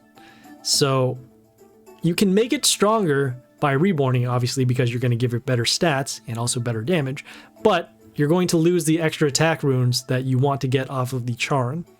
So unless you have a lot of copies, it's almost better for you to just level up all the way to level 16 and then just forget it, because you'll get the maximum amount of attack runes, and that'll pretty much be it for his usefulness in certain squads. But if you want to have him as more of a support hero, then you need to reborn him multiple times, which involves, setting his extra attacks to yeah. So unless you're able to get him to level 16, don't reborn Charon. Interesting, yeah. But pretty much every other hero acts in the opposite way. So as let's see, for example, what's another one that works? So we're talking about Yoster, right? So Yoster gets way better with every reborn because you're getting the extra damage out, you're getting the extra health boost, and I think that's pretty much it, yes. Because the silence doesn't change and the flight doesn't change either. So yeah, so those are heroes where you would want to reborn as soon as possible. I mean, you can wait for the reborn fables too, but they're not coming as often as they usually are. And I would much rather have a hero that you can always use versus saying, oh, I'm sitting on 16 or 17 levels, but you can't really do anything with them because when you summon it, it only has like 50 attack. So, yeah. But anyways, long rant about that. Let's continue on. We're on Varas Trident Master, so let's take a look at their skills. So whenever an ally appears, we'll give them Pierce, and then whenever Pierce triggers, it will deal damage. Okay, so their heroes, when they come to play, they're going to get Pierce, and then when that Pierce triggers, meaning they deal damage to heroes behind, or I guess whenever they attack any one of our heroes, we'll take damage to our Warlord. Okay, cool. We have our attack steal heroes again. The heal, whoops. Okay, we have the scrap. Okay, invulnerable again, and then the extra damage here. Long but entertaining rant nonetheless. Yeah, these are the things that they come into play for this game, and it's not. I mean, you can also play this game on a non-technical basis, but yeah, you can see there's analysis that comes in, and Maybe we're just drawing too much out of nothing. But okay. You know, like, well, you talk about like sports statistics at the bar. Not saying that's bad or anything. It's just, oh, okay. It's something similar to that. Okay, let's see what we're gonna do here. We're gonna do our... No, we'll start with our Shamuna again. We'll give early protection is always good. I do have to do my daily summon. I'm really hoping for Blair now. Be right back. Okay, yeah, sure, absolutely. In the wish shop. Okay, yeah. Hey, what so what are your picks for wish shop? I know for this account we're doing it on a rotation where we're trying to not get new heroes because we just want to get our journey done. And so because of that, we're just swapping our rotation. So for example, I think we're doing Shamuna and Yoster now. And on the next one, I guess in this case, we'll ask for Legion, Grace if she's available, or the, what do you call it? The Necro Lich over here. No, we'll do our Vampire Summon. Why not? Get this out on the board. Otherwise, it's going to be blocked next turn. And since our heroes are going to have Pierce. Yeah, sure. Why not? We'll summon it on the Pierce rune over here. Okay, we'll take some damage because of the Hoodoo over here, doing the reflect damage to our Warlord. We want to get our random damage out to destroy their buildings, so that way they don't get some extra boosts. 150 gems with the Yoster on the left and Blair on the right. Yeah, those are good choices. If you don't have Blair unlocked, it is a good idea to have her. Her skill is very unique in the sense that it sets heroes to health to 5. Also gives Metal Shield to heroes, and that can be very helpful. So let's see here. Do under destruction skill. If we do that, combo, destroy that. Could potentially destroy that. All right, we'll do our destruction skill. Get rid of those. We have combo over here. We have our random damage, which is dealing 91 over there.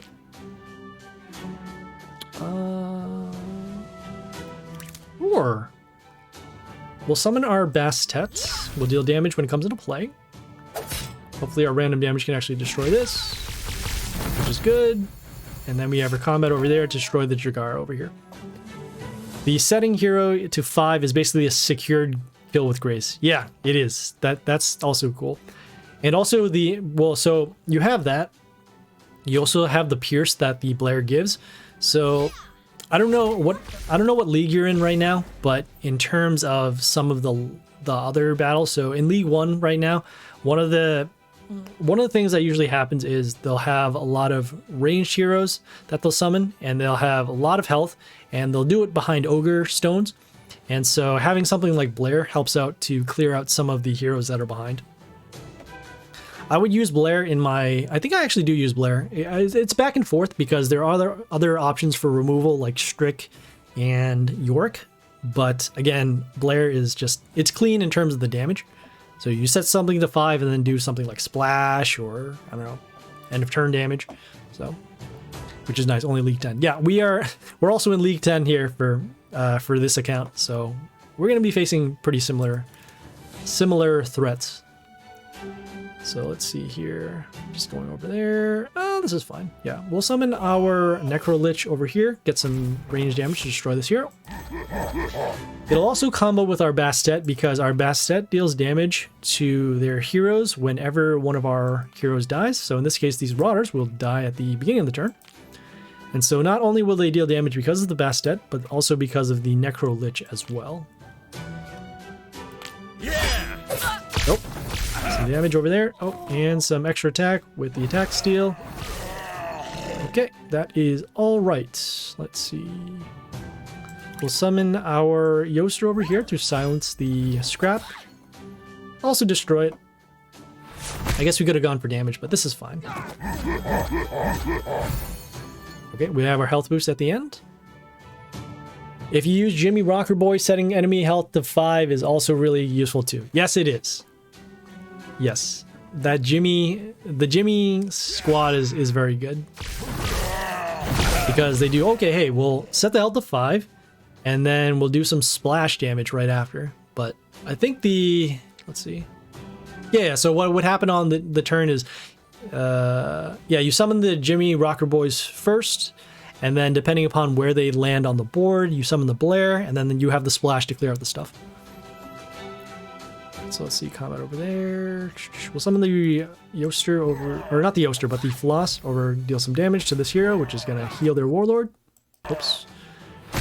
Okay, we have some more attackers on board. Jimmy plus full order plus Legion is just annoying to face. Yeah, in League 10 that happens all the time. And it's so easy to build too, right? All you need is just the Legion itself. If your Legion is actually at a decent level, you can always go for that one-turn kill. Alright, so we'll do our summons, and this should be enough for lethal here. So combat, and there we go.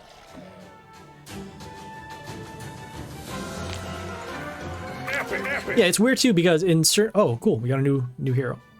Yeah, it's weird too because in certain leagues, you're just going to find that you're going to need to start planning for those specific squads.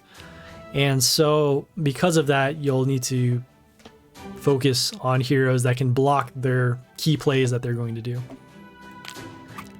So we got this new hero over here. We got the Scarlet Warrior. Okay, summons archers behind themselves. Also heals for a little bit. Has Soulbind, which I guess we can access now. Alright, we'll pay for the Soulbind. Okay, it also can evolve into... Ooh, we have the Titania already. Yeah.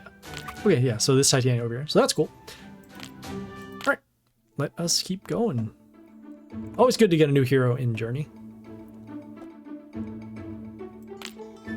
Oh no!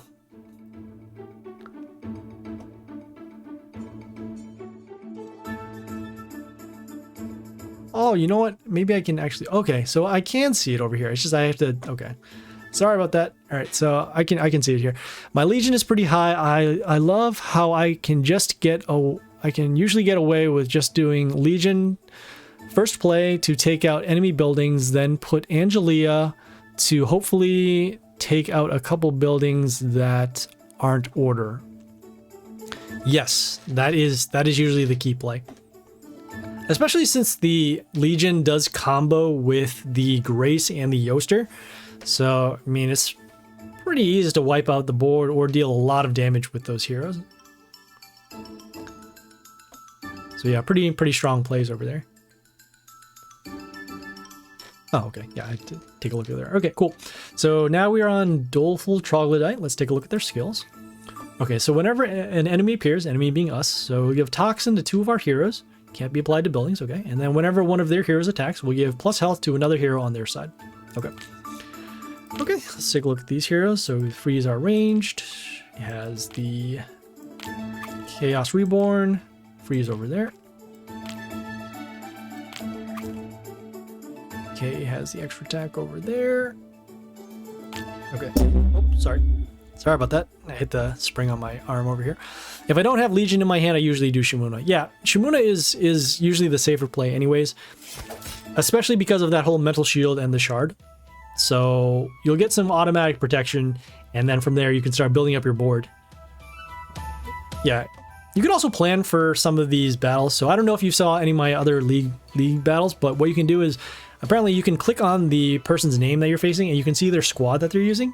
And so because of that, you can get an idea of what possible plays they can do in battle and then make your plays based upon the possible plays they could make.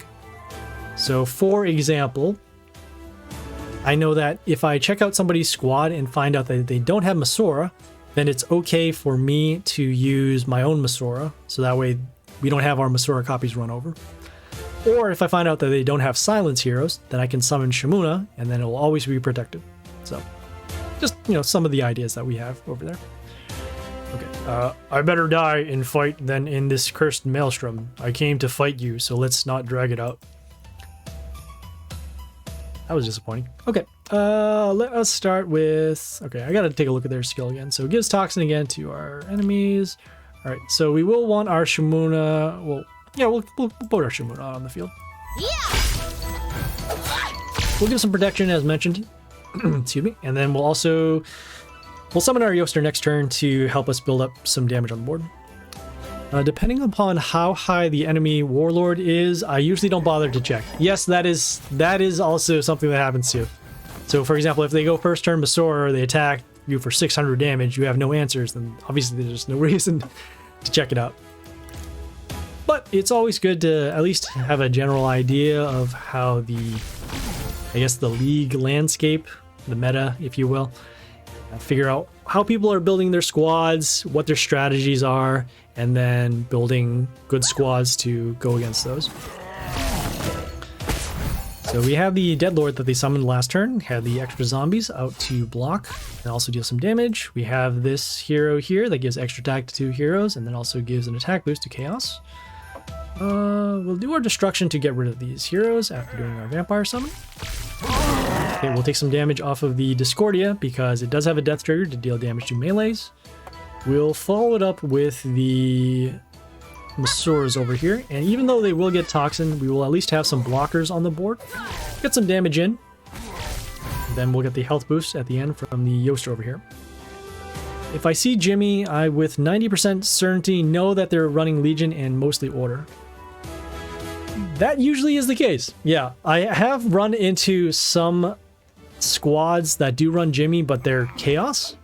I don't know how exactly that works, but I mean, they're in League 2 and 3, and I've seen them in League 1 as well. So again, I don't know how it works, but if it works, I mean, you can't really knock it. So all right, so let's see what we can do here. Combat over there. We'll summon our Bastet behind the Masaur over here, and we will take some early damage, which is fine. We're summoning our Bastet so that way we can deal some damage to their heroes once our Masaurs die.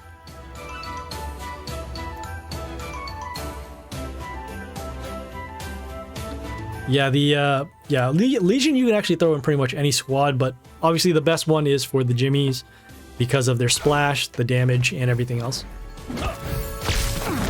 Okay, so we have our damage over there. We'll take our damage over here. Our extra Masaur copies over there.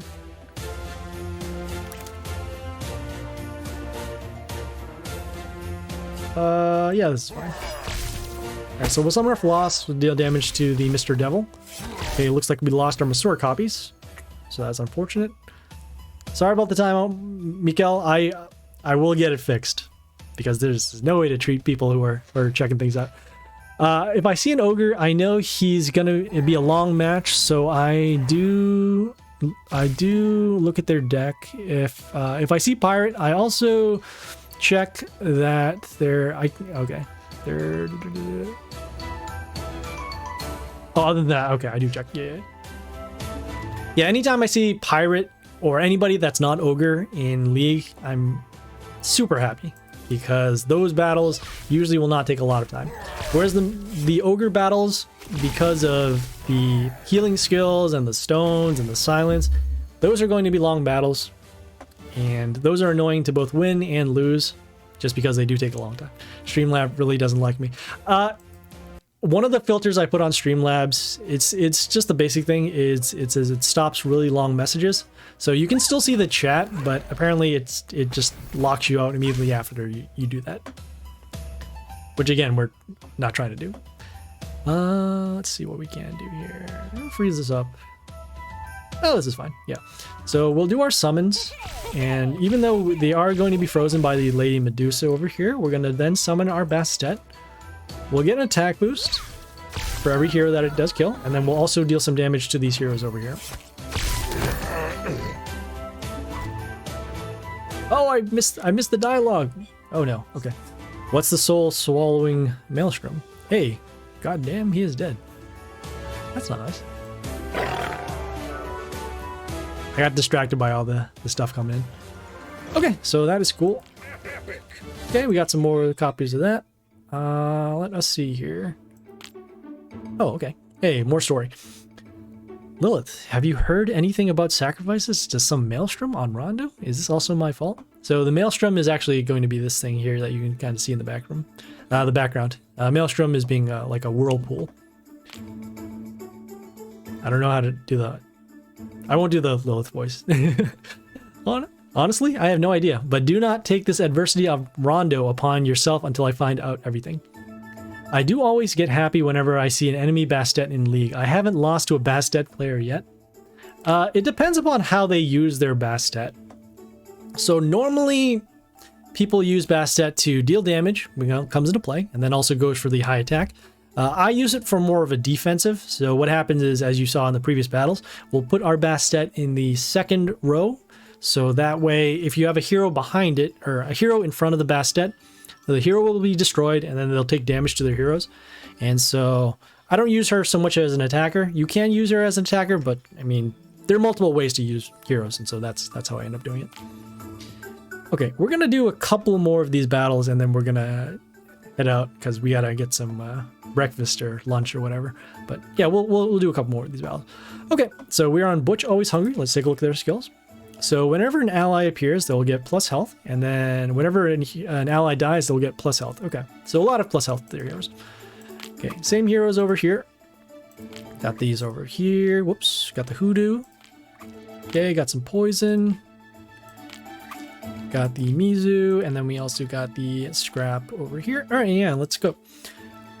I use Ogre, so Bastet is basically a free opportunity for me to play Shimuna. I'm thinking how that... So wait, so how does that work then? So if you summon... So are you saying you summon Bastet first and then Shimuna, or Shimuna first and then Bastet? I'm always interested to see how strategy and play is. So let me see. So I guess if Bastet goes first, then you use the shards. So then the shards, when they're destroyed, they'll deal damage. Or if you do Shimuna first and then you put the Bastet behind. Yeah, I mean, you could also do it as a defensive. Bastet, when it comes to play, deals a lot of damage to heroes. So yeah, that could work too. Okay, so we have the Mizu again. We have the freeze runes. We're gonna summon our...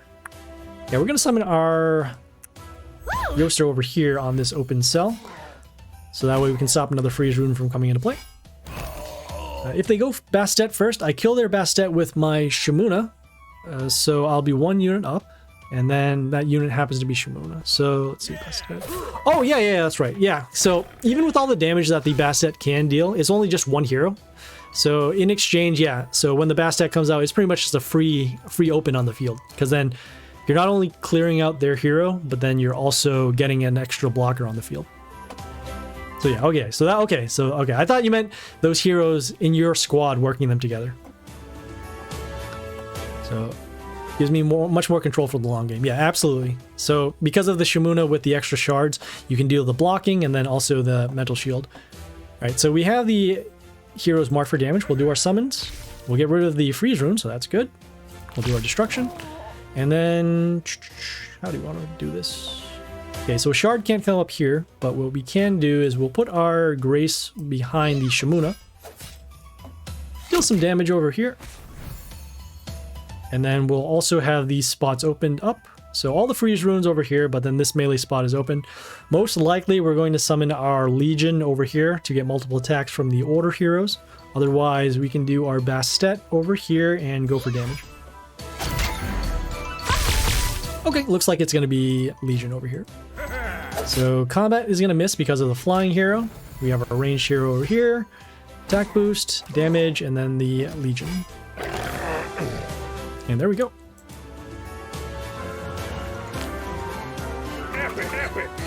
Epic. Monster kill. Okay, let us go on here. So we're now on, so that says Sarm, the Sacrificial. All right, let's take a look at their skills. So whenever whenever they're attacked, they will poison the attacker. The taker. Okay. Every second turn, we'll summon a sword in the stone. Okay, we'll focus and see what this sword in the stone does, but we'll take poison damage to our heroes. So our Yoster is going to help us out a lot in terms of giving health back to them.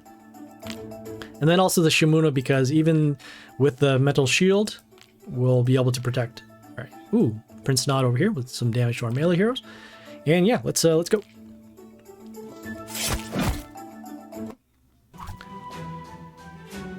Scourge of Plains, you want to interrupt our sacrifice in the name of prosperity and destroy Rondo again?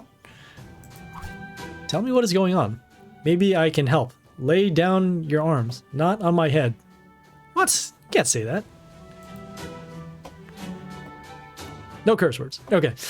So let us see. So we don't have the Shimuna first turn, so unfortunately we cannot do the the boost. But what we can do is we'll start with our... We don't want our poisoned already. Let me see this here. Yeah, we can stall it this time. Yeah, we'll start with our Necro Lich. Get rid of this building.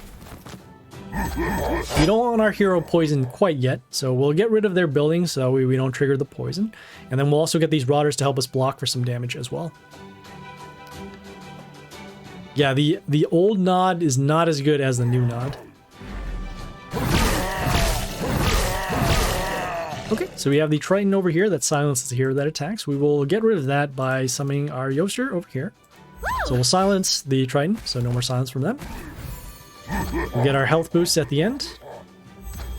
Okay, we have the Sword and the Stone over here, so we'll give an attack boost to all of their allies. Okay, and also some defense over there. I love how every single time our Warlord proposes to peace, the enemy goes right for our throat. Then our Warlord, they always say, "Spare me." Yeah, right there. They're always just say, "Oh, hey, you know, we want you killed," and then after when they're about to die, "No, please don't hurt me."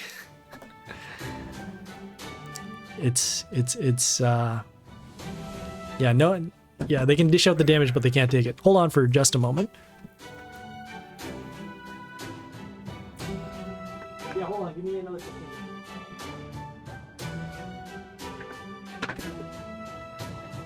minutes. Sorry, like I said, the lunch appointment. So, okay, we have the snake over here. We'll do our destruction. And then this is at this point where we're going to summon our Masoras, because even though they will take the poison, we will get the extra health boost at the end from the Yoster, because each one of these is female. So in this case, we gained 30, and we took 17 for poison. So we're actually going to gain more health than we take for damage. Same thing all the time, and it doesn't get old. Well, yeah, because I mean that's what they're trained to do, right? Every person that you run into in the journey, they're always trying to kill you, because apparently you're the Lord Protector, and as the Lord Protector, you're enemies with everybody in the world.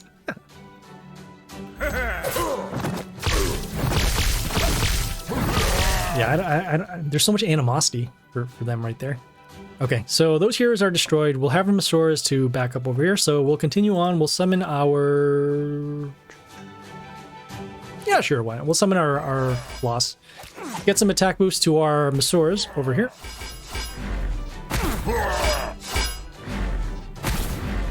Okay, we'll get some more combat damage, and I think this is lethal right here. Yes, it is. All right, great. Crawl to the water. The streams will carry our bodies into the maelstrom. It must receive souls otherwise.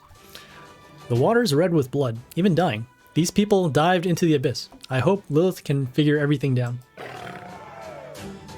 So that was Sarm over there. As you saw, the poison wasn't so much of an issue because we did have the Yoster with the health boost given. Yeah, I wouldn't say their writing is their strongest suit. You know, the writing, the developers, but I mean, they're trying. I mean, it's ironically entertaining, and so that's why it's fun. Okay, we have we're gonna do 3 more out of these, so let's do that. So we got Teacher Leo. Let's take a look at their skills. So they have flight, meaning that we can only attack them with ranged heroes or heroes with flight themselves, and at the end of the turn we'll heal their warlord for some amount. Okay, we have our damage over there. Let's see here. Got this over here. All right, same Tortoise, reflect damage, and then the Enlil over here. All right, so let's go. The story isn't the best, but every once in a while they say something funny. Yeah, I remember one of the... I don't remember which chapter it was. There was one where they pretty much copied the story of Mortal Kombat, and it just blew my mind. I said, "Oh wow, well, that's very original." So.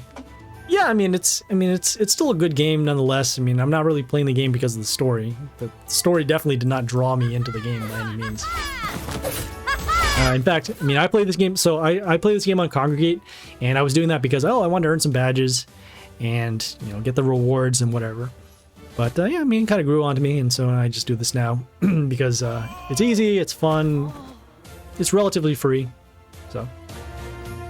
Super original, and definitely haven't seen anything like it elsewhere. there are other games out there that are similar to this, but I mean, this just works out for my lifestyle. So, all right, so we have the, let's see, excuse me, we got the hoodoo here with the totem. They are still going to be healing. Oh, it's the flight. Because of that, we're not going to be dealing damage that way. Okay. So what we'll do is we will do our, how do I do this? Okay, we'll summon our Yoster over here. So as you see, we'll get the miss. We'll deal some damage that way. And our goal now is to make sure our Yoster stays alive, wipe out their board, and then we'll continue dealing damage with this floss with the ranged summons. So we'll do it that way. The only reason why we got an extra copy off of the Masora is because we attacked a building.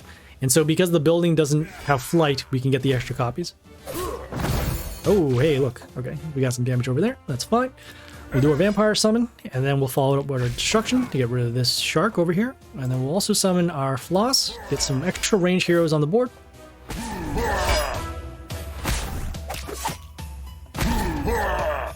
Okay, so you can actually see we do have some attackers now. And then we also get the health boost for every female that's on our side. This game reminds me a fair bit of Hearthstone. Yes, it does in many ways.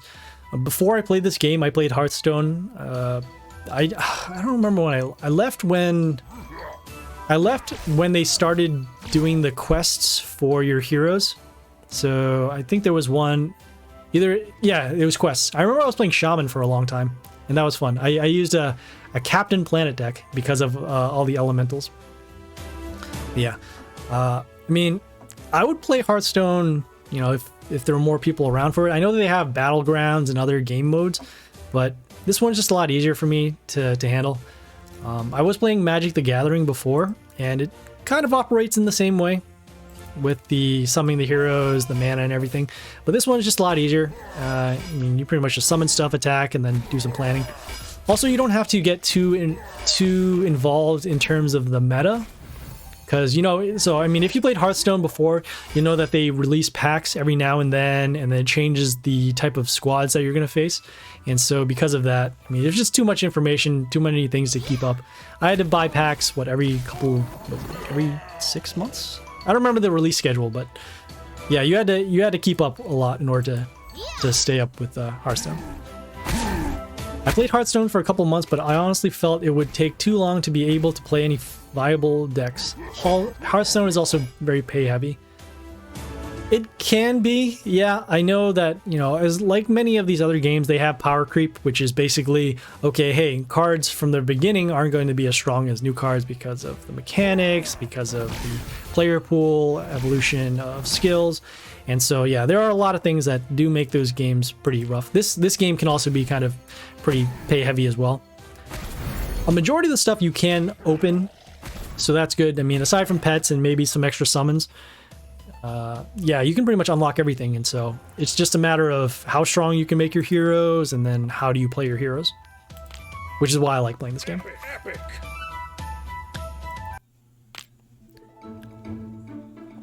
Yeah.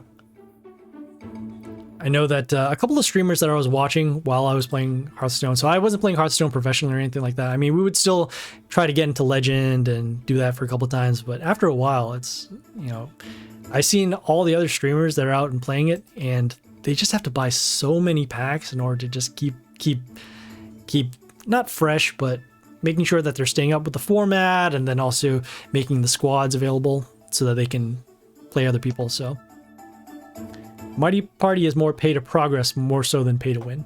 Yeah, exactly. Yeah. So like right now, so there's a big dichotomy. So on my Happy Splasher account, I did pay for some stuff. You know, I threw in like roughly $100 or something, but I mean, that's fine, whatever. And then this one on the Sad Boy, this one is totally free. So we didn't spend any creds, and all we've been doing is just getting gems, doing the world events, any other fables. And, you know, maybe we'll do a survey or two because of the stuff on Discord or Facebook. But yeah, we've kept it pretty much free to play. And so, yeah, so this is where we're at right now. So we're now on George Many Teeth. Let's look at their skills. So they also have that same skill to kill the enemy with less than half, and then also the negative attack. Okay, we have faced the Crocs before. Pretty much all the same heroes. Same skills. Okay. And yeah, let's go.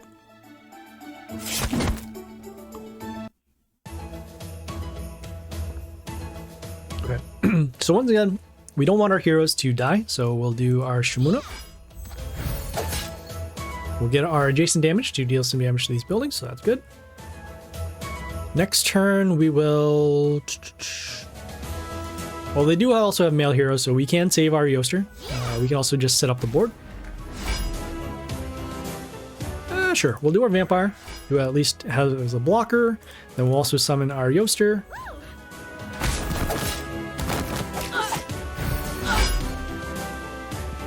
Excuse me. Okay, we are dealing with the Dragara with the high attack over here. Yeah. Okay, you saw the scrap, and oh no, that's lethal right there. Wow, that was nuts. Okay, that was very unexpected. Okay, we'll try that again. We also have a policy of doing 3 battles on each boss that we fight, so we'll do this 2 more times, and if we lose, then we'll cut it out from there. Okay, so we know that they can do the scrap. That is fine.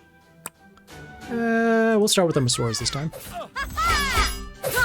Yeah, so we lost that battle because what happened was the first attack killed our vampire, resulting in the attack steal, which went to damage to our warlord, and then the Dragar already had 200 attack, so that's why we took the lethal there.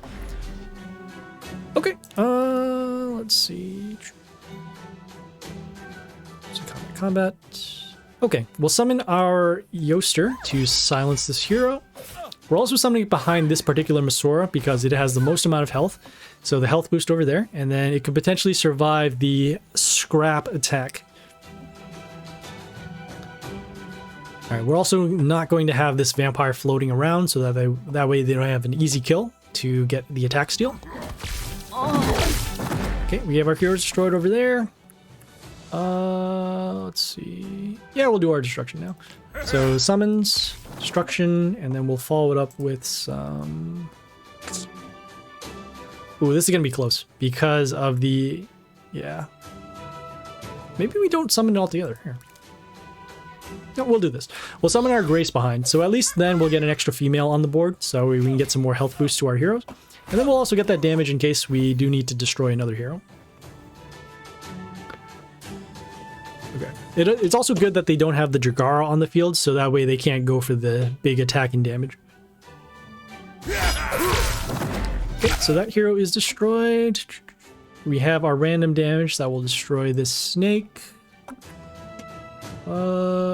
Yeah, sure. We'll summon the Floss over here. Give our Masora here some attack boost. Also deal some damage to the Warlord. Random damage does go through the Invulnerable. We have the attack boost going over there. And then the health boost at the end of the turn from the Yoster. So now it's just a matter of can we deal enough damage before they go scrap. Which we have enough health on these two lanes. Not so sure about here though.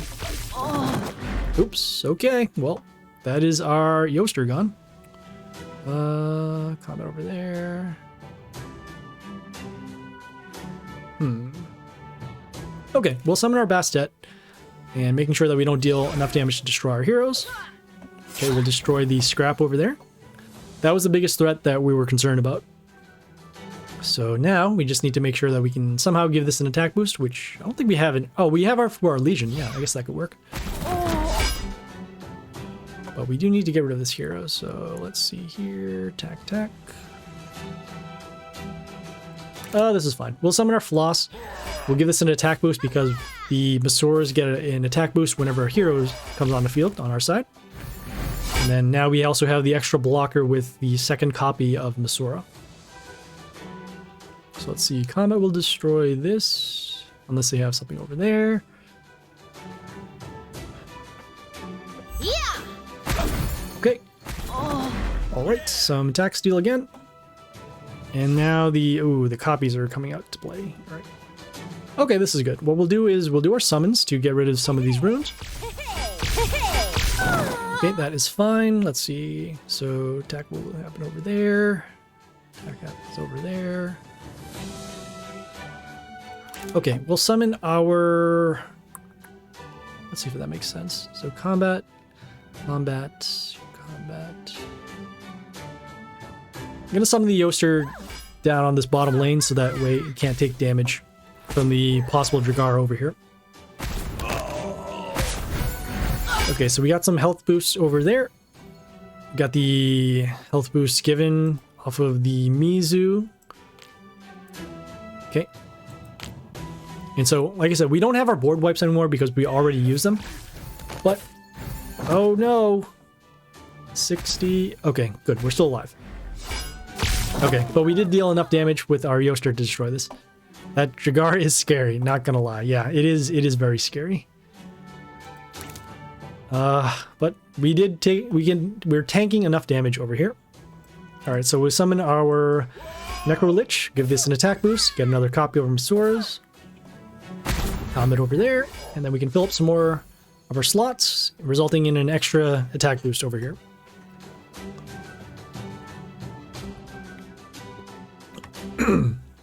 Running out of water.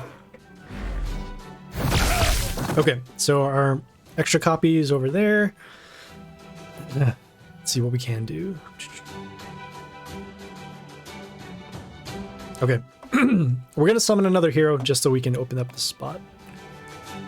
And so we'll actually summon this one over here. We'll lose the grace, that's fine.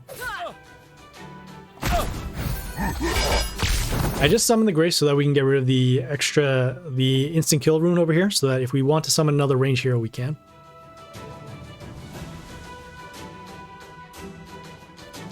Rip grace, you'll be missed.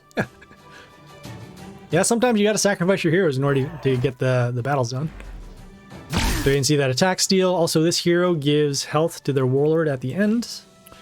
Let's see, combat. This hero is not silenced. We'll summon a ranged hero over here. Whoa! Hi, Peace. How's it going? How was your Thanksgiving, if you celebrate Thanksgiving, or if you don't celebrate Thanksgiving?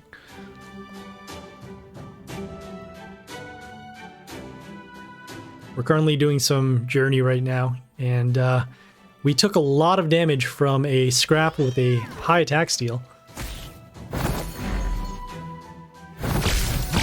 Okay, cool. So we do have... Okay, I think we might actually have lethal here.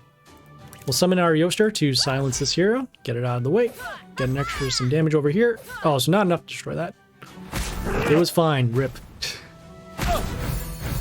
Okay, it's good now that we have two Yosters on the board, so not only are we getting the extra protection to our heroes with the high health, we'll also deal double the damage that we can deal at the beginning of the turn.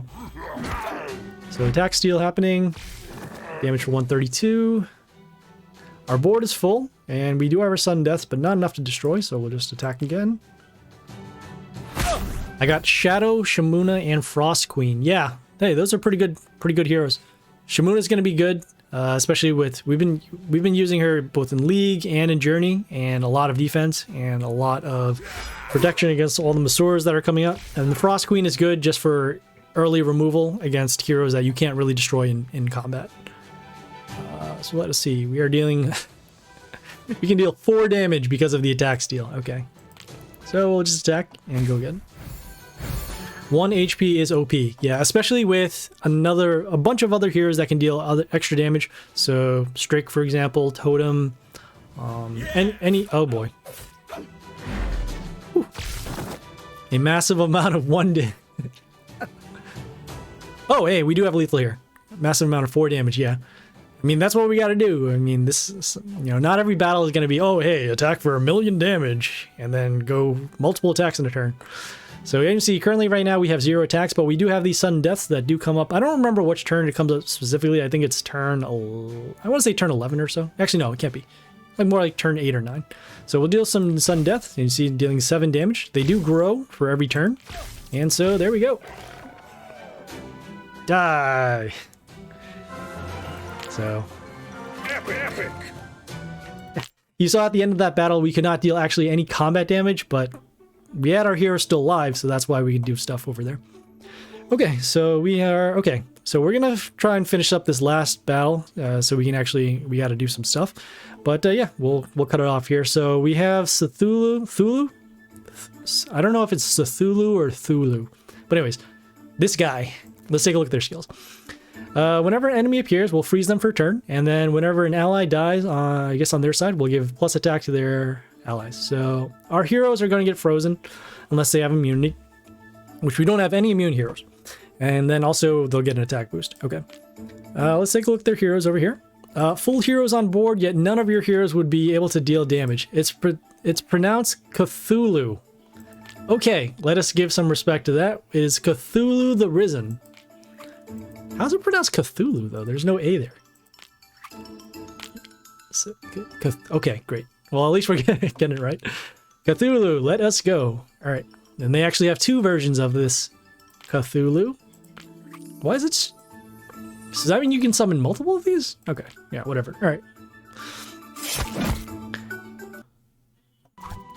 Hey, Mikkel, even if we can fill up the board, if we can just deal damage with the sudden deaths, I don't care. As long as we can beat the boss, I don't care how we do it. We do it.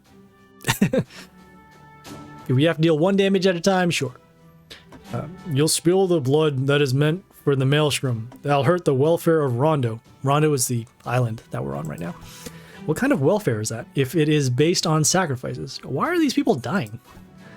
That is payment for their rescue. Maelstrom is a heart of our world, which beats thanks to souls, and you won't stop it. So many evil dudes here. Alright, so... Alright, let's figure this out. So every one of our heroes are going to come into play and they're going to be frozen. So that also means that this Shamuna here is actually going to die, because unless it can take the damage, it won't be able to give itself its metal shield. But yeah, let's we'll do like we normally do and see what happens. Yeah. So frozen right off the bat, so that means no attacks and means no metal shields. Imagine you had a full board of 0 damage and enemy had like 200 health. That'd be a lot of zapping. So yeah, spoiler, I did beat Journey on the Sad Boy camp. And so there's one battle in particular where they heal for a ton of damage. But our sudden deaths were dealing like 20 at a time or more. If you check it out on YouTube, it's one of the last battles of the Journey. And you can see you'll see a lot of stalling and a lot of not being able to attack. But yeah, we do win there by sudden death. Alright, so let's see how we're going to do this now. Okay, we'll do our Vampire. That's not where we want it to go. We'll do our Grace. And again, we have the freeze. We're going to summon our Grace because this is going to be a long battle regardless of us being able to attack or not. So we're going to summon our Grace early, have our heroes being destroyed, and then if this Grace does stay alive, we'll do the extra random damage and then also the extra attacks to the Warlord.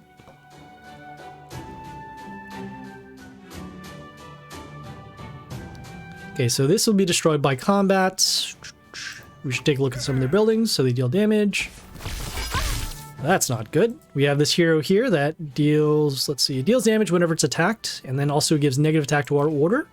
We are going to silence it with our Yoster, and so let's see, we can get rid of this building too.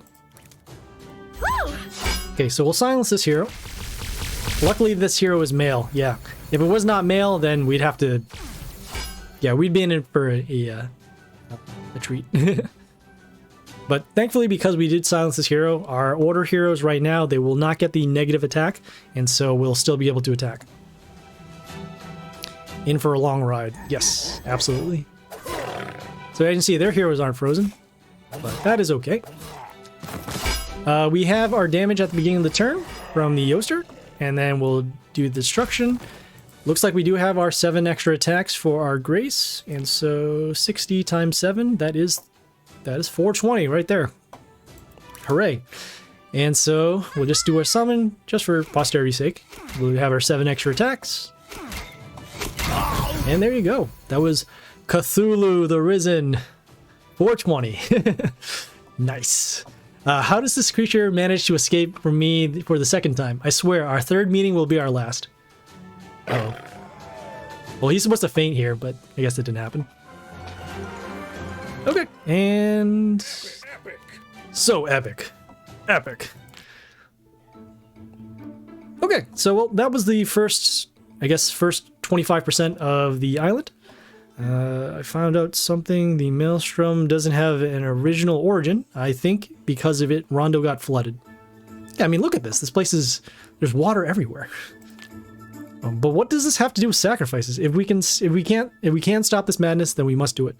Reason he didn't faint was because your warlord just said he escaped for the. Oh, okay, that makes a lot of sense. Yeah, those little. That's a pretty cool nuance in the dialogue over there. Well, I mean, that's what happens too when you face Cthulhu the Risen. If he's risen, I guess that he won't fall. Okay. So we are currently, well, we're done with 25%. We're going to save this for the next week of the journey. As you can see over here, we have 22 days, which is roughly 3 weeks to get it done. So if we do another 10 every week, that'll be fine. We have these rewards that we'll claim for later, because we don't need to do that now. And I guess we can take a look at this next boss here. So Gruff the Merchant. So whenever it's attacked, it poisons the attacker and then also summons a sword in the stone. So it's an upgrade of one of the skills that we faced a couple of battles ago. We have their heroes over here. It doesn't look like any of them have changed, so. Cthulhu is based on a monster from a really popular book. Yeah, I know. I've seen him before. He's, what is it? It's H.P. Lovecraft, right? He does a lot of this kind of like horror novel stuff. There's actually a game on Congregate that also does stuff based on the Lovecraft mythology. I think it's called Necronomicon. It's also like a card playing game as well. You can do things like, you can cast spells and curses and summon heroes to attack. Yeah, that game is also very fun.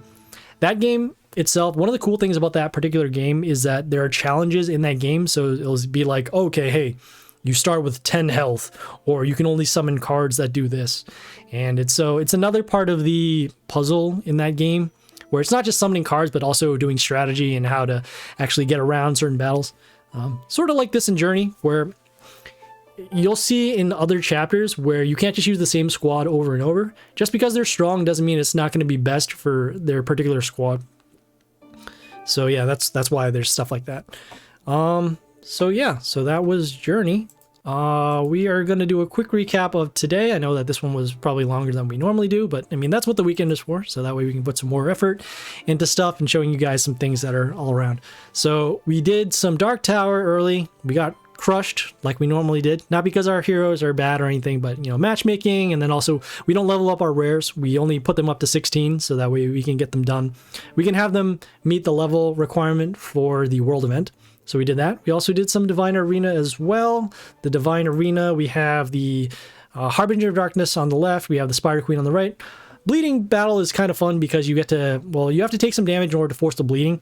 For the poison side, I mean, this one's a lot easier just because you have heroes with high health and you can deal some more poison, but you'll be taking damage. So it's just a matter of how you end up doing the stuff. Sorry I came late. Hey, dude, it's absolutely fine. You can come in whenever you feel. I mean, we just do our stuff. You can see the recaps of the live stream on YouTube if you go search Happy Splasher, and it's the one that has all the Mighty Party videos. So we're going to have this up tomorrow just because of how the Twitch affiliate stuff and the live streaming and everything. So you can check it out there. So we did that, and then we also, as you saw, we did some Journey. We got through the first 10 battles of Island number 8. And again, those battles, the Dragara is probably the toughest hero to deal with just because of the high attack. If you don't have anything to defend against it, so if you don't have Shamuna like in our squad, then you have to find some other way to get rid of it. I do this every live I miss. Yes, absolutely. So you can always find those stuff on YouTube, which we'll just mention shortly after. I found the bleeding battle to be easier than the monster than the poison. Yeah, that is... Yeah, I remember because I did this battle before on the Sad Boy account, and the bleeding one I did on the first try. The poison one, it takes a little longer just because you don't have strong heroes, but you do have strong poison. So if you can hold the field with your poison heroes, then you'll have a much easier time to do it. But yeah, who am I to know? I mean, you guys saw the battles. If it is easier to you guys, then yeah, by all means. I'm not going to disagree with it because, yeah, poison is also a little difficult just because there are not a lot of strong poison heroes in the game now I think about it. There are decent bleeding heroes though, for sure. And I think they're all chaos as well. Whereas poison can happen in nature, and can poison happen in chaos too? I don't remember. Huh.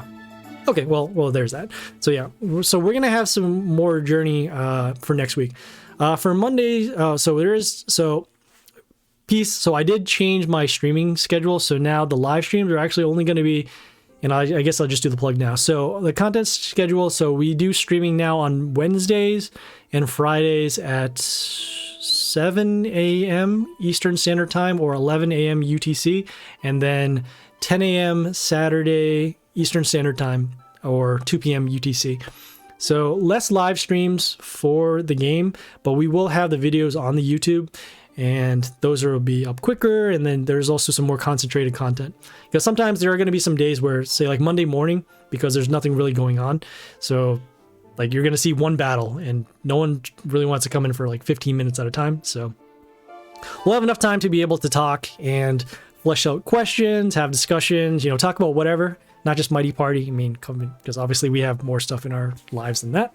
But yeah, so, we just had, like, I had a discussion with Mikael about how the, planning for Journey and then the summoning the heroes for Wish Shop, battle strategies. Yeah, we, on the weekend, we have plenty of time to be able to actually relax and just open up and take some questions and then also talk about some things.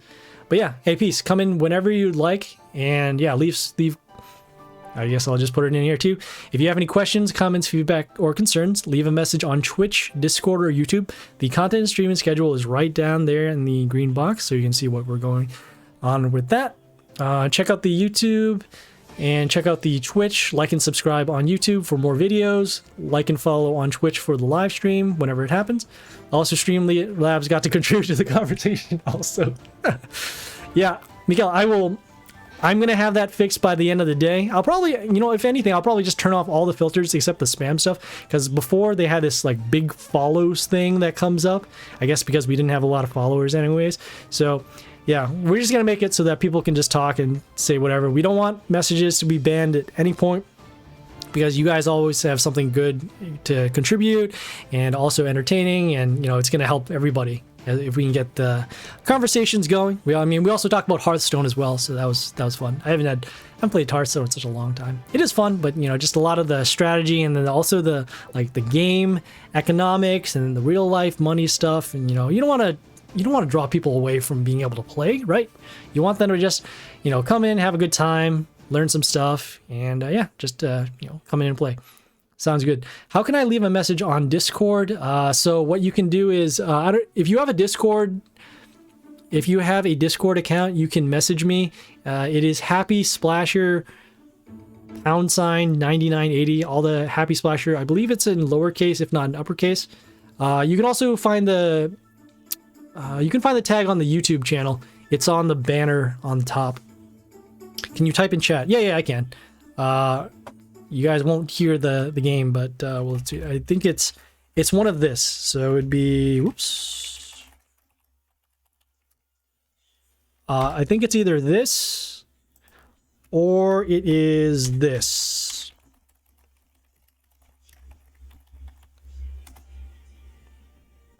Oh, excuse me. Yep. Yeah, so it's either one of those two. You can send me a message there. Yeah, send me a request and I'll send messages. And I'm not here to spam or anything like that. Just leaving the lines of communication open. So if you want to send a message, have any questions, comments, things like that, send me out there. Hearthstone has its own rabbit hole that you get sucked into if you don't watch out. Yeah, I remember I was playing it for like hours at a time, especially because they had at the time I was playing, they had the sort of kind of similar to Dark Tower, where you have the random matchups and you build your squad. So they had that, and then also trying to get into Legend. That's always fun, because then you say, oh hey, I beat this particular person, or oh, I'm ranked this high this month. So yeah, that's cool. But yeah, I mean, I don't know. Maybe I might get back into Hearthstone. I don't know. That'd be kind of fun. We'll take care of some life stuff first, and then we'll decide if we're gonna do some Hearthstone. But yeah, this stream is mostly for Mighty Party. We are branching out into other content as well. Don't know what I mean. You guys have suggestions. We can do whatever you guys want to do. And yeah, so this stream is not for me. It's for you guys. So whatever you guys would like to see, we'll take into consideration, obviously, and we'll filter out some stuff. But yeah, we'll make stuff that will be there. Peace, you added me. All right, great, cool. Yeah, send me a message, and yeah, if you have any questions or things like that, just let me know. But yeah, I gotta head out here and grab some lunch / breakfast because it's now 12 o'clock. You added me, you can't. Anyways, see ya. Okay, yeah, we will see you guys next time. Otherwise, you guys can check out the videos on YouTube. And yeah, this is Happy Splasher. Hope you guys have a good weekend. Hope you guys learned something along the way and also had fun. You need to accept. I'll grab dinner. Have a good one. Okay, yeah, absolutely. For me, it is 7 p.m. Okay, got it. All right, yeah, peace. I will accept your request, and then we'll see you guys later. This is Happy Splasher, signing off.